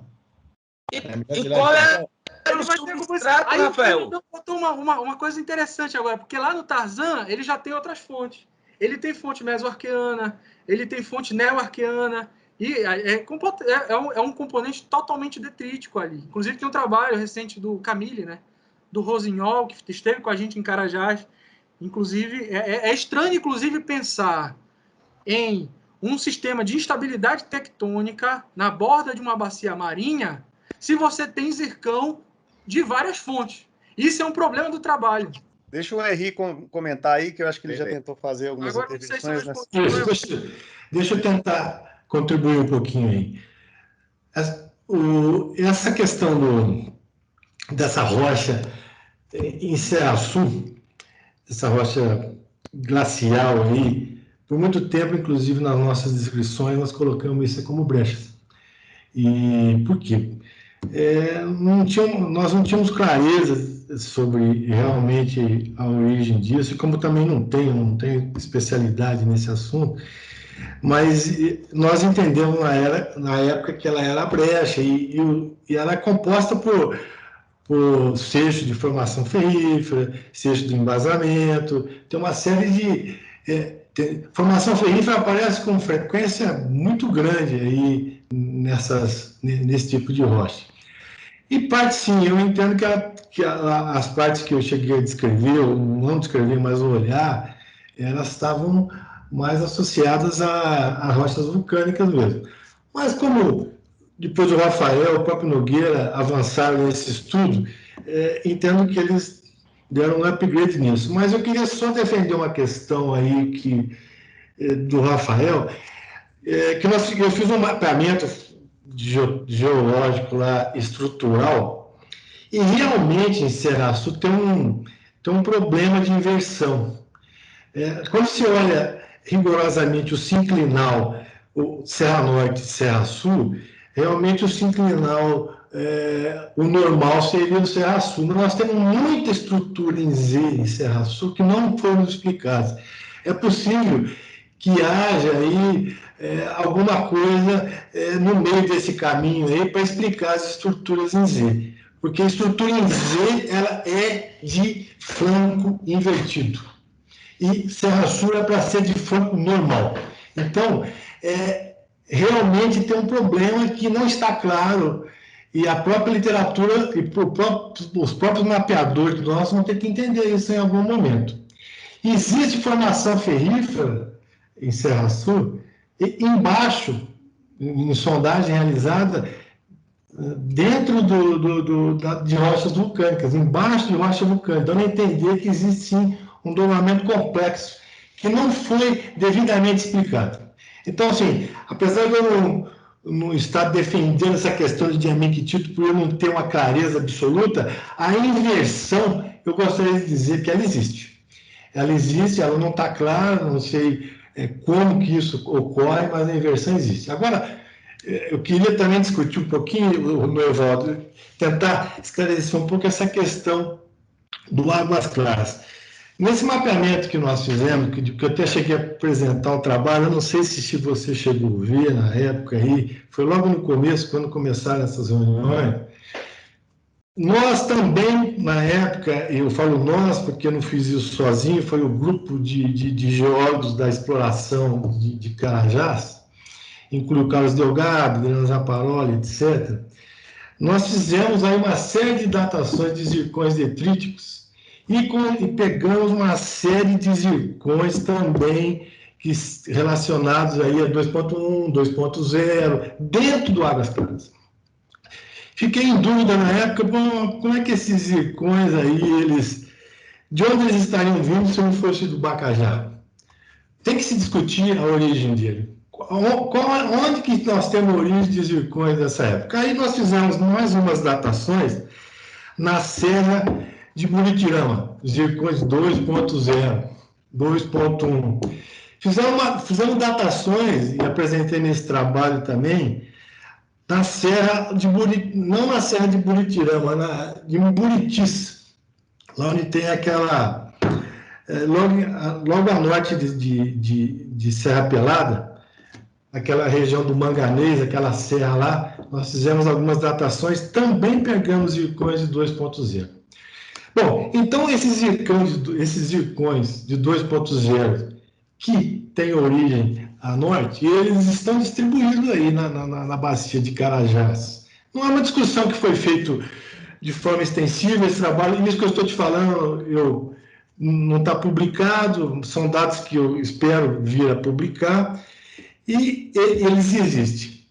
Agora, tem uma coisa que é importante com relação a isso. A geologia estrutural da região norte de Bacajá, as estruturas, elas são estruturas com convergência para norte, por isso que o vetor de deformação ele vem de norte para sul.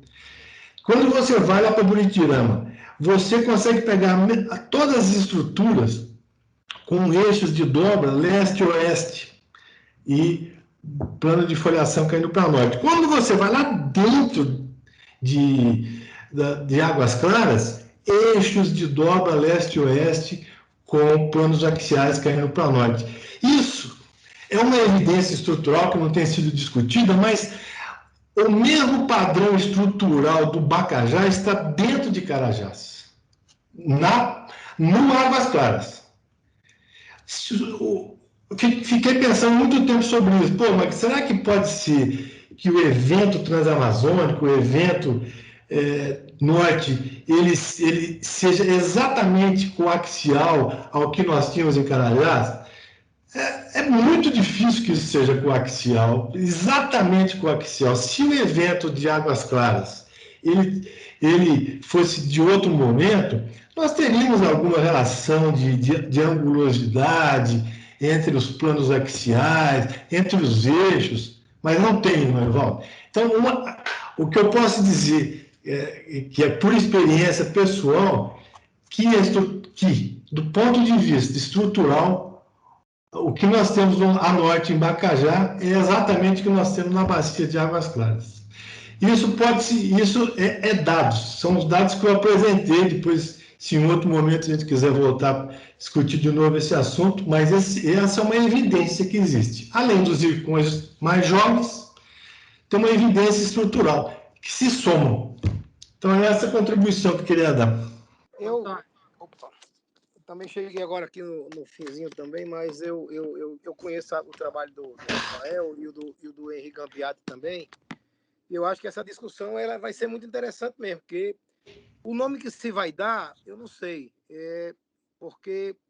mas o problema é que você tem fontes diferentes aí, e tem fontes muito jovens, queiram ou não queiram. O dado concreto é que existe zircões jovens dentro dessa bacia. Se vai dar o nome de diferentes bacias, vão ser diferentes bacias, diferentes nomes, o que vocês quiserem, não tem problema. Mas que tem uma coisa paleoproterozoica muito forte aí dentro, tem. Tá? Ela não pode ser de maneira nenhuma toda ela é arqueana. Então não tem como ser. No mundo inteiro não é assim. E outra coisa que eu queria que os colegas dessem uma boa olhada também, a gente tem que esquecer os modelos só dos canadenses. Quando a gente olha para o crato da África, e da Índia e da China, tudo isso que a gente está vendo em Carajás, a gente encontra entre 2,6 e 2,5. O que você quiser, na África do Sul, na Índia e na China. Essa mesma sequência que a gente encontra, toda ela, do jeito que a gente quiser, dentro de Carajás, de baixo grau metamórfico, com a mesma sequência deposicional, com os mesmos problemas, esse lá tem os mesmos problemas da gente, tá? A gente encontra lá nessa região da China e da Índia. E não é o clássico 2.7 que a gente está acostumado a sempre querer comparar com o Quebec, com não sei o quê, ou com o Barbados, porque Barbados é 3.4. O Barbados, que é a coisa clássica que todo mundo quer comparar, é completamente diferente.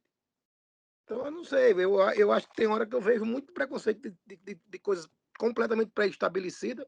A tese do menino aí traz dados importantíssimos, eu acho que é uma hipótese muito interessante, tem que ser testada, é uma hipótese, mas ela, com certeza, ela mostra que tem um outro caminho, além do caminho clássico do Rift, queiram ou não queiram.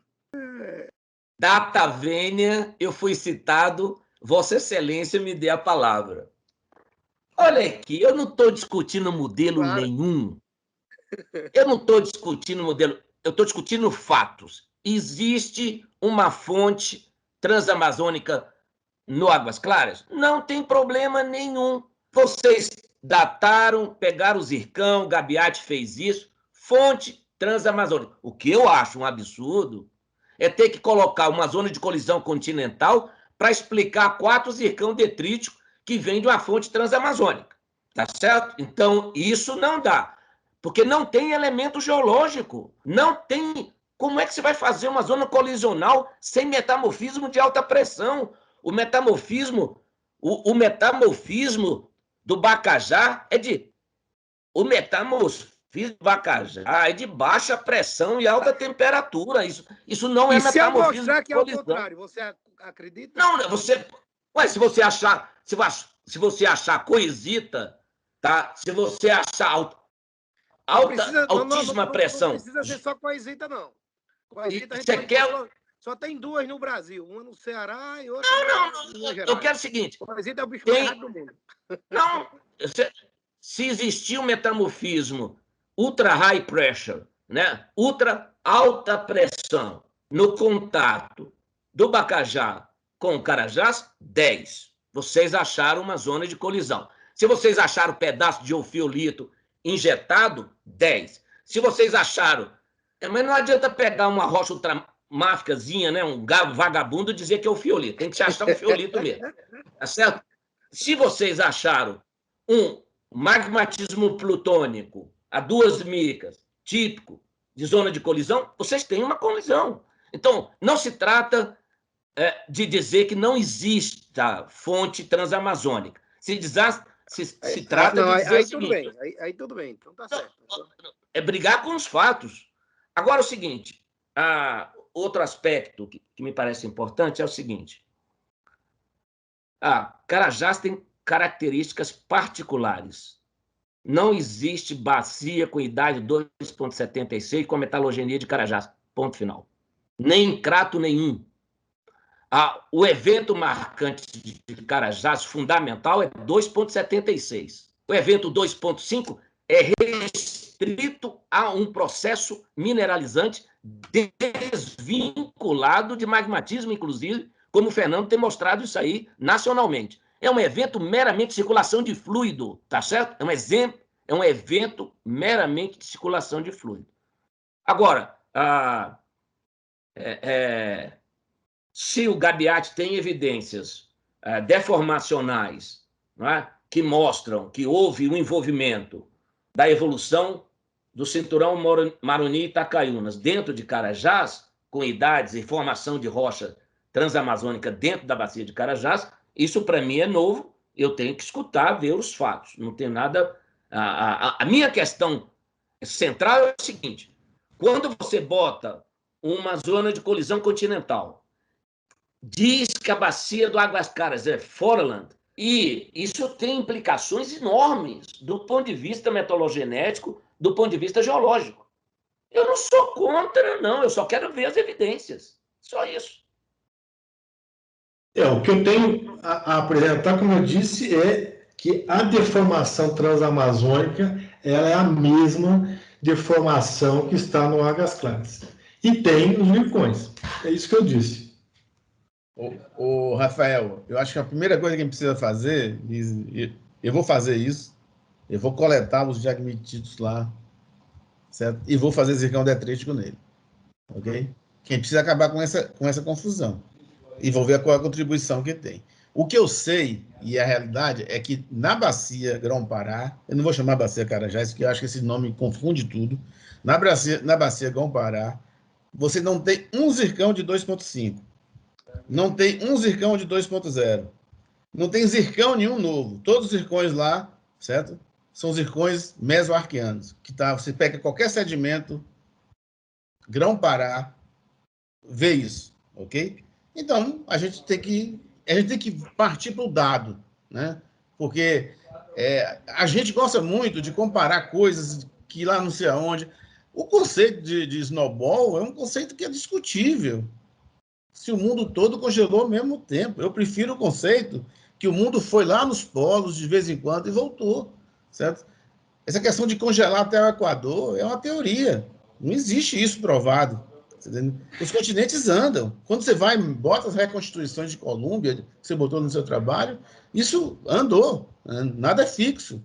Tudo anda. Então, não dá para você dizer. Tem um evento mundial de glaciação no Arqueano, e se eu encontrei lá um Jamiquiti, tem que ser glacial. Eu acho que tem um caminho aí para a gente fazer até lá. Até a gente comprovar isotopicamente, em termos de sedimentação, de fonte, e assim por diante. Vamos para o caso do Serra Sul. Você tem as hematitas lá, os bifes associados a pelitos carbonosos. Você tem transicional desses pelitos carbonosos para, vamos dizer, uma sequência cíclica, rítmica, perfeita de jaspilitos, etc. Esse ferro foi depositado, isso me parece que é consensual, num substrato basáltico, tá certo? Com ventos vulcânicos. E no mundo inteiro, uma deposição exalativa desta ordem tem falhas sim-sedimentares marcando as zonas de exalação. Nessas falhas sim-sedimentares, se você pegar a foto, tá certo? A foto do fanglomerado do sulfeto maciço de Sullivan, no Canadá, Sullivan, você é absolutamente igual às fotos que o Rafael mostra. Espera lá, deixa eu pontuar aí. Primeiro, o Fernandão falou de duas coisas, não foi? O zircão detrítico, não foi, Fernando? Sim. E também o... Não, eu não estou questionando você, não, Rafael. Não estou questionando, não. Eu só estou dizendo que existem sedimentação imatura, misturada, um fanglomerado, em bordas de bacias exalativas, em praticamente todas as bacias, todos os jazimentos. Você vai lá em Montaisa, você vai em Sullivan, no Canadá, todos os jazimentos SEDEX no mundo, o fluxo exalativo é controlado por falha sim sedimentar.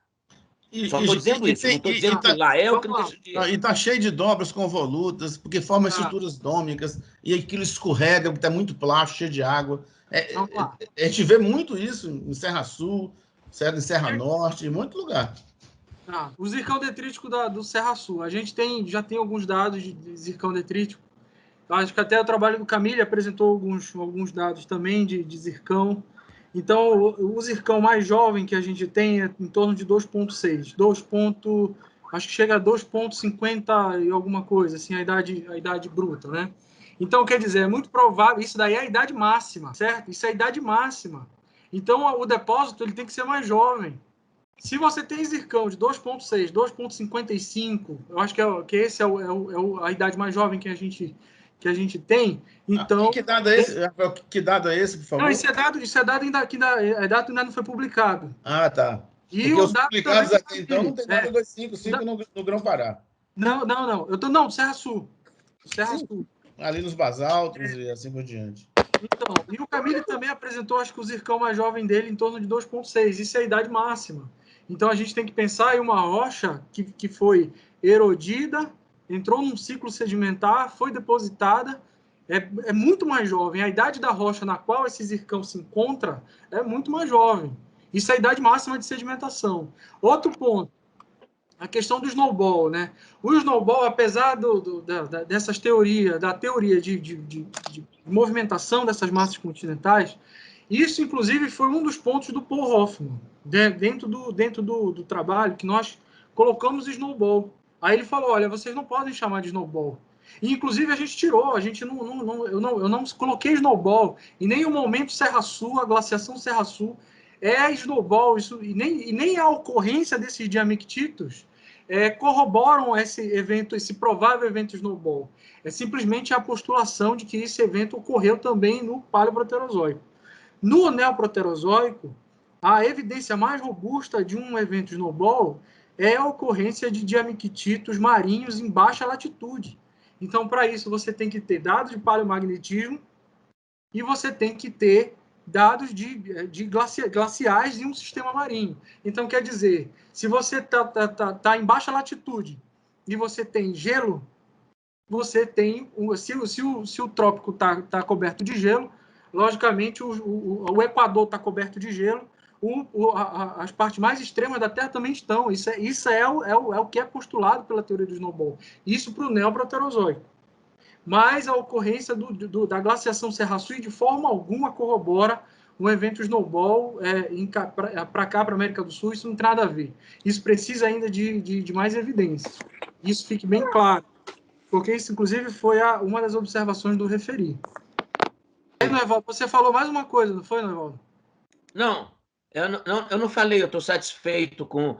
Eu só queria perguntar a mão de uma coisa diferente. Por que vocês falam que a bacia de Carajás, seja lá que o nome for, que ideia, não sei lá o quê, é muito mais ampla? Isso é uma condenação do diabo contra a gente, porque eu estou atrás de Carajás, eu fui pago para achar um outro Carajás no Brasil e não encontrei.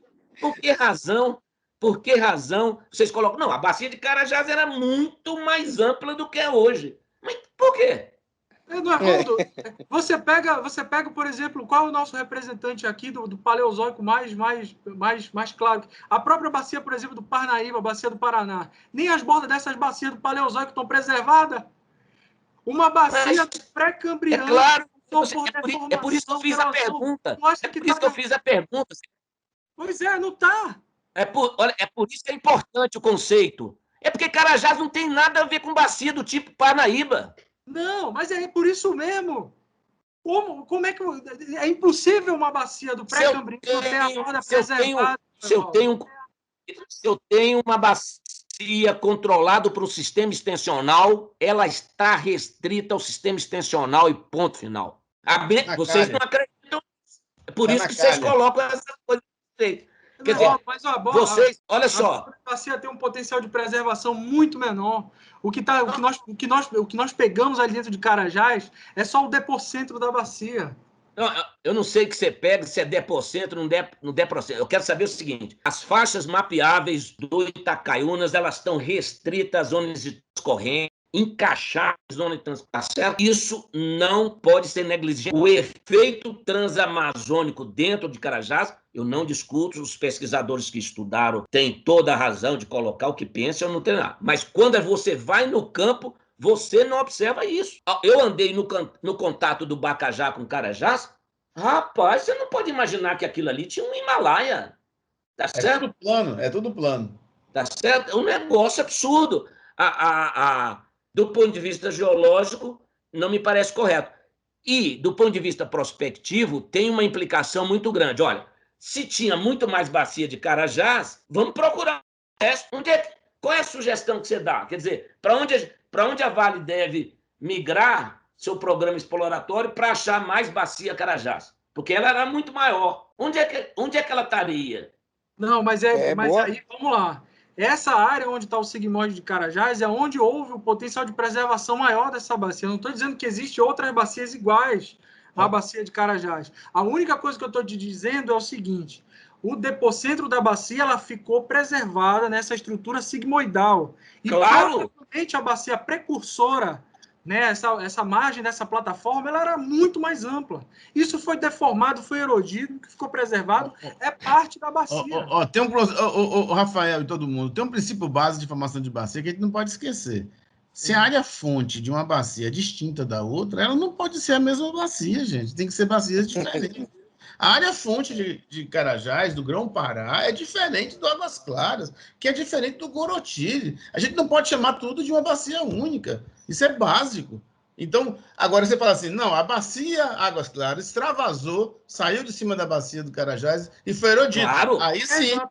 Mas é bacia Claro. Águas Claras, não é bacia Claro. Carajás. O Gorotiri tem várias falhas com o Gorotiri. Aí é Exato. outra conversa. Esse conceito, bacia Carajás, confunde tudo. Olha, porque Fernando, tem uma sequência de várias bacias diferentes ali. você está corretíssimo. Mas são várias bacias ou várias sequências? Não, olha só. Não é sequência porque tem fontes diferentes, cara. Erodiu em lugares diferentes. Não é sequência. Olha só uma coisa. Aí é preciso colocar uma certa lógica geológica. Aparentemente, se você teve um rift, logo depois da instalação do rift, você tem uma fase de subsidência térmica. Isso em todo o mundo é assim. A fase de subsidência térmica é acompanhado por uma sedimentação completamente distinta da sedimentação da fase rift.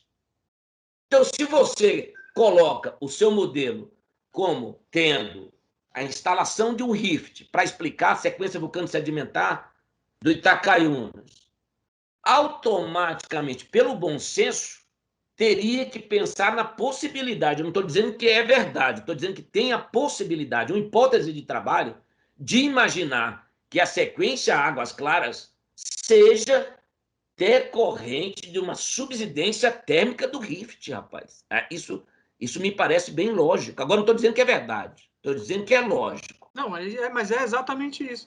Mas agora você interpreta essa sequência, a unidade vulcânica e química do Grão-Pará com uma bacia distinta, correto? Não é que a bacia é distinta, não. Eu estou dizendo o seguinte, você tem uma fase rift. Certo. Ou seja lá que faz. O Elton não gosta de falar rift porque ele gosta de arco, né? É um problema dele. Agora é o seguinte, você tem, vamos dizer, uma calha controlada pela transcorrência. Isso é fato. Certo. A calha foi controlada pela transcorrência. Então, esse troço fatiou, teve o vulcanismo, tá certo? Teve hiatos vulcânicos caracterizados pelas bandas de formação ferrífera. A cada pulsação vulcânica, quando ela terminava, tinha uma precipitação de formação ferrífera, gente. Então, isso é hiato, né? Deposicional vulcânico. Tinha pouco cone vulcânico, porque não tem materiais característicos de edifícios vulcânicos em Carajás. O vulcanismo era predominantemente fissural. Mas tudo bem. Quando isso termina, ou tem uma diminuição, há uma subsidência térmica. Certo. Essa subsidência térmica foi que permitiu o preenchimento dessa bacia que sucedeu à fase rift. Isso me parece lógico. Não estou querendo dizer, não estou querendo contrariar a sua ideia nem nada. Estou dizendo que pode ser lógico e que tem dados bem razoáveis para pensar nisso. Perfeito, perfeito. Nesse ponto a gente não discorda, é exatamente isso, exatamente. Agora, o que eu estou como o Fernando falou, essa fase... Só um pouquinho, Rafael. A fase SAG do rift, ela é muito mais ampla, como o Fernando falou, porque a subsidência térmica, a flexura dela permite uma bacia bem ampla. Exato. Agora, tá certo? Isso parte da mesma evolução geotectônica que a gente preconiza, não sabemos se estamos certos, mas que a gente preconiza para Carajás. Perfeito, é exatamente isso. Agora, a questão do termo bacia de Carajás, aí a gente teria que, por exemplo, por que a gente não utilizaria esse termo? Que bacias são essas? Então, a gente estaria chamando bacia, a gente estaria denominando, então, as sucessões. A sucessão arqueana, a sucessão paleoproterozoica. Mas, quando a gente fala a bacia do Grão-Pará, a bacia do Águas Claras, a bacia da sucessão, você vai ter que pensar em um espaço de deposição, inversão. Inversão nem sempre. Inversão nem sempre. Uma bacia não precisa ser invertida, certo? Ela pode ficar lá a vida inteira sem inversão. Agora, assim, não dá. Olha, cara, Carajás não evoluiu assim continuamente, do Arqueano até o Proterozoico. É muito tempo para uma bacia dessa evoluir, depositando e deformando. Não tem Mas como. se você pensa assim, você tem que explicar como houve essa sucessão dessas bacias.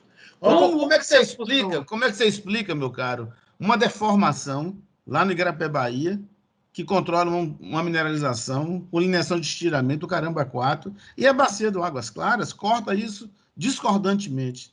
E essa deformação, calma, e essa deformação não está impressa na bacia de Águas Claras. Então, como é que você chama isso de uma única bacia? Não tem como.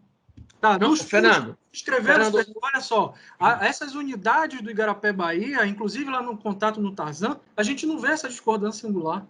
A gente não vê. Eu, pelo menos, eu não vi isso no furo lá do Serra Sul. Eu te mostro lá, cara, em 20 furos lá, eu te mostro isso em um monte de lugar. Por exemplo, tem um conglomerado na base lá do Serra Pelada, certo? Conglomerado polimístico, entupido de formação de bife, na base lá da sequência de Águas Claras. Não, então aí perfeito. Se tiver, a gente não, tem lá, a gente vai lá, a gente mostra. Inclusive, lá tem uma plataforma carbonática que ninguém descreve em Carajás. Não, peraí, tem uma confusão. Não tem problema. Peraí, Rafael. O trabalho que você colocou que essa bacia pode ser uma bacia de foreland, que é diferente dessa discussão de uma inflexão aí que o Noival está contando. Eu acho que está na hora de começar a pensar na bacia de Águas Claras, ela sendo mais jovem. Porque o fato é o seguinte, realmente o que o Fernandão colocou é vero, foi o que me segurou por muito tempo pensando, não dá para ter uma bacia de 2,7, 2,6 até 2,0, são 500, 600 milhões de anos. Isso é uma bacia que é de uma dimensão que não dá. Mas não é o problema da dimensão, Galbiati. A bacia do Paraná tem 550 milhões de anos. Mas com outro conceito, uma bacia intercratônica. Mas esse que é o problema. Mas não é esse o caso, né? Não, mas são duas coisas distintas. Você teve uma calha de deposição. A calha de deposição para a sequência vulcano-sedimentar, ela foi ativa, foi intensa, rápida. Era engolfada de fluxos vulcânicos. Não teve nem condições de ter períodos de sedimentação vulcânica e sedimentação química ou retrabalhamento de vulcânica. Isso vamos dizer, um entulhamento vulcânico muito intenso. Isso tem uma configuração dinâmica totalmente diferente da deposição do Águas Claras. Mas você não pode falar que a indução da depressão da Águas Claras não venha da evolução transcorrente anterior do Rift Carajás. Não pode falar. Eu digo o seguinte, é uma questão lógica. Se você sai da área ali do sigmoide, onde é que tem Águas Claras? O Aquiri é muito similar a Águas Claras, não tem um estudo... Não, mas o Aquiri é lateral. O Aquiri está dentro da estruturação do sigmoide, o Aquiri é lateral, está corretíssimo. Aí tem um problema aí sério. Teve uma tectônica em Carajás, de arqueamento de blocos, que ninguém fala sobre ela. Ela simplesmente jogou o Igarapé, Bahia na superfície e deixou o Alemão lá embaixo. Tem reveites de até 1.000 metros. E aí, depois do rio Itacaiunas, que é uma puta falha com um dique dentro, quem precisa datar os diques, do rio Itacaiunas para oeste, o Águas Claras só sobrou ele em cima das serras, que são frentes de empurrão. Toda a parte do Grão-Pará sedimentar flora no Aquiri. Lindo lá, lindo. É o topo do Grão-Pará, preservado, intercalado com as vulcânicas. E o Águas Claras ficou em cima das serras. Por que eu falo isso? Porque você sobe na serra e encontra lá um arenito silicificado, devido aos empurrões que tem lá, com estratificação cruzadas belíssimas, totalmente fluvial. E quando você desce lá para a sequência que está embaixo, depois da discordância, é tudo marinho. Então, você tem ali dois ambientes totalmente diferentes. Então, tem muita coisa ali em Carajás, pelo menos no lado oeste de Carajás, aquele bloco subiu e foi erodido. O que preservou, certo, dessa sucessão de bacias na parte arqueana? Foi o sigmoide o sinforme principal de Carajás, que ficou preservado de um lado e do outro dessa tectônica que subiu o bloco e desceu o bloco. Tudo falha norte-sul. Que tectônica é essa? Não sei, nunca vi ninguém falar e nunca vi ninguém estudar, mas existe. Ok? Fernando, só te fazer uma... É normal, Fernando, numa zona de transcorrência, isso é absolutamente normal. Mas não é na zona de transcorrência isso, né, Valdo? Essa tectônica... Não, peraí. Essa tectônica, ela passa, entra no embasamento e vai claro. embora já. Mas, ela corta o crato. Não, mas claro, Fernando. Está cheio de dicas. Olha só. 500 milhões. Claro, milhões, isso é normal. Isso é normal, se você considerar. Plataforma sul-americana. Não. Eu digo para você o seguinte: essa movimentação de blocos em uma zona de transcorrência é parte inerente à dinâmica do processo. Tá certo? Eu não conheço em detalhe lá a situação de Carajás, mas eu não me surpreenderia se você pegar sessões em zonas de bacia de strike, slip, fall, você vê plenamente isso, perfeitamente definido. Eu não estou falando nesse aspecto, eu estou falando no aspecto seguinte: você tem uma bacia mais jovem sobre o Grão-Pará, certo? Isso. Depois você tem uma bacia Gorotiri mais jovem ainda, uma pula-parte dentro da falha de Carajás. E sobre isso tudo tem esses grandes falhamentos que fazem esses blocos subirem e descerem. Então, o registro... Pera lá. O registro dessas sequências, certo? Vão sendo erodidas, ok? Na evolução ali da plataforma sul-americana. Então, para o lado oeste, erodiu essa sequência de cobertura, chamada Águas Claras, e sobrou lá a parte de baixo, e depois vem a sequência, o Atumã, que cobre tudo, né? A sequência lá do outro lado. E para o lado leste, tem a faixa móvel lá. A faixa móvel não, o coisa do Araguaia. Então, o Carajás fica restrito a 250 quilômetros. E a sequência sedimentar preservada fica restrita entre ali Marabá, né? Onde fica ali já um pedacinho da Bacia do Parnaíba, e o rio Itacaiunas. Ali que é esse centro todo que a gente está discutindo, esse empilhamento. Para o lado oeste, erodido quase tudo.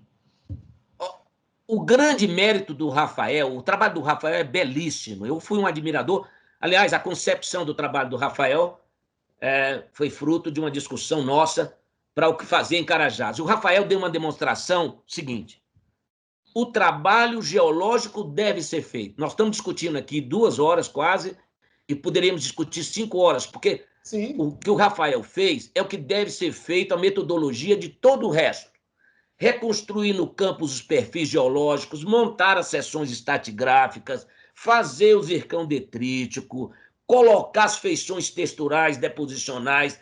Isso é pioneiro, isso é meritório, e nós aqui, eu, por exemplo, e o Fernandão também, somos entusiastas pelo seu trabalho, tá certo? Sim. E nós queremos replicar essa maneira de trabalhar para fazer a estratigrafia da sequência vulcano-sedimentar do Itacaiunas, que não está feita, tá certo? Só a parte superior lá com o Fernando, que estudou com o Nogueira, na parte lá do Igarapé, Bahia. Precisamos fazer isso em toda a dimensão, e aí nós estaremos avançando geologicamente e diminuindo esse número de dúvidas que nós temos. E é isso que nós vamos tentar fazer, inclusive com a sua direção, Rafael. Você tem a responsabilidade de voltar a Carajás e rediscutir isso, tá certo? Lá com o Fernando, com a equipe da Vale, tirar essa dúvida da glaciação. Eu acho que você tem que começar a esquecer sua tese, tá certo? Entrar num... sua tese já está super vendida, nota 10, maravilhosa. Agora, tem que cair na capoeira de novo. Fazer os perfis, tá certo? Dentro da sequência e emendando. Não há outra alternativa para a gente avançar. Toda vez que seja uma tese de geologia, a gente tem várias ideias, não é? São essas ideias que levam à descoberta. Não é esse negócio do... Não, porque o fluido tem CO2, H4, tudo bem, isso é importante pra caramba. Mas o que faz o Fernandão não dormir é ele imaginar lá que essa glaciação foi para lá, foi para cá, eu tenho que botar um programa exploratório aqui, tem que botar outro programa exploratório lá. Isso só vem com a geologia básica e isso foi o que você fez. Interpretações, não tem problema, muda. Mas as sessões suas vai ficar na história. Era incrível, a gente não tinha a correlação das colunas estratigráficas em Carajás. Que maravilha olhar e a gente vê uma correlação lá do Tazan, não sei se está certo, mas Tazan com Águas Claras, com... Isso é fundamental para nós. Isso é trabalho do Serviço Geológico do Brasil que você continua insistindo e chamando de CPRM, Companhia de Pesquisa e Recursos Minerais. Nós somos o Serviço Geológico do Brasil com o dever de fazer geologia básica. Pronto. Rafael. Valeu, né, Valdo, pelas palavras. Concluindo aqui, assim, as discussões que a gente está falando aqui, que eu falei, não é contra nada, é a discussão geológica do entendimento e da gente ver as coisas juntas. Então, assim, o que nós vamos falar é muito interessante, a gente vai continuar trabalhando, a gente vai olhar coisas juntas, vamos discutir as dúvidas, e é assim que se constrói a história evolutiva de um ambiente, e um ambiente como Carajás não é um ambiente fácil, porque tem superposição de eventos ao longo de uma escala geológica muito, muito grande, e entender tudo isso de forma separada ou de forma contínua. A gente precisa fazer isso e ir complementando os trabalhos, né? E começando a fazer mais coisas para poder justificar ou não uma determinada ideia. Aquilo que o Nevaldo falou é muito importante, as ideias, elas podem ser mutáveis a depender dos dados, né? Mas os dados não, os dados foram obtidos, foram descritos, então eles continuam existindo, mesmo que ideias possam ser alteradas. Então, assim, foi uma tarde muito boa aí de discussões, né? O seu trabalho é muito bom e você, assim, explica isso aí com uma convicção muito grande, um excelente apresentador e excelente apresentação, muito legal. E aí, mais uma tarde boa aí desses talks aí, para a gente ir refrescando a cabeça e evoluindo nos conceitos, ok? Mesmo se não concorda com todos, mas isso é normal também, um monte de geólogo. Fernando... Pena que a gente não pode tomar uma cervejinha depois do evento. Pois é. Olha, eu só tenho a agradecer, é uma honra para mim, né? Eu terminei a tese ano passado, final do ano passado, e é difícil, né, trabalhar na CPRM, o Serviço Geológico, e também fazer a tese de doutorado. Eu tive que me dedicar duplamente aí, entreguei o relatório, né, do manganês e depois emendei já a tese. Então, a ajuda de vocês da Vale foi fundamental. E essas discussões aqui também são fundamentais para poder a gente avançar e continuar o trabalho. Eu só tenho a agradecer a você aí, ao restante da Vale, e ao Nevaldo aí pelas palavras também. E o que depender de mim é trabalho aí, montar a equipe para poder a gente continuar o trabalho. Agradecer ao Gustavo também pela paciência, era para ter acontecido ano passado, né, essa apresentação. Eu descobri que foi o meu computador que tinha dado algum problema, mas eu estava ansioso para apresentar para vocês, né? Porque era quase uma dívida que eu tinha. Pô, depois de tudo que foi feito por mim aí de acompanhamento, de ajuda, de incentivo para fazer o trabalho, eu queria tirar o meu título de doutor, né? Então consegui e terminei aí, e apresentar aí é uma grande satisfação. Beleza, Rafael. Bom, a gente agradece aqui, já são 6h06, né? Ainda tem mais de 30 pessoas na sala, né? Reflexo da boa discussão aí desse terremoto de boas ideias aí, agora cheio de turbulência no ar, ou na água, né? Mas muito boas discussões, né? Novo evento estratigráfico acontecendo aqui. E o bicho era gelado. Imagina se fosse uma deposição do inferno quente. O negócio era uma geleira deu tanto calor desse jeito que nós estamos aqui. Você imagina se essa porra fosse um trem quente? Pois é.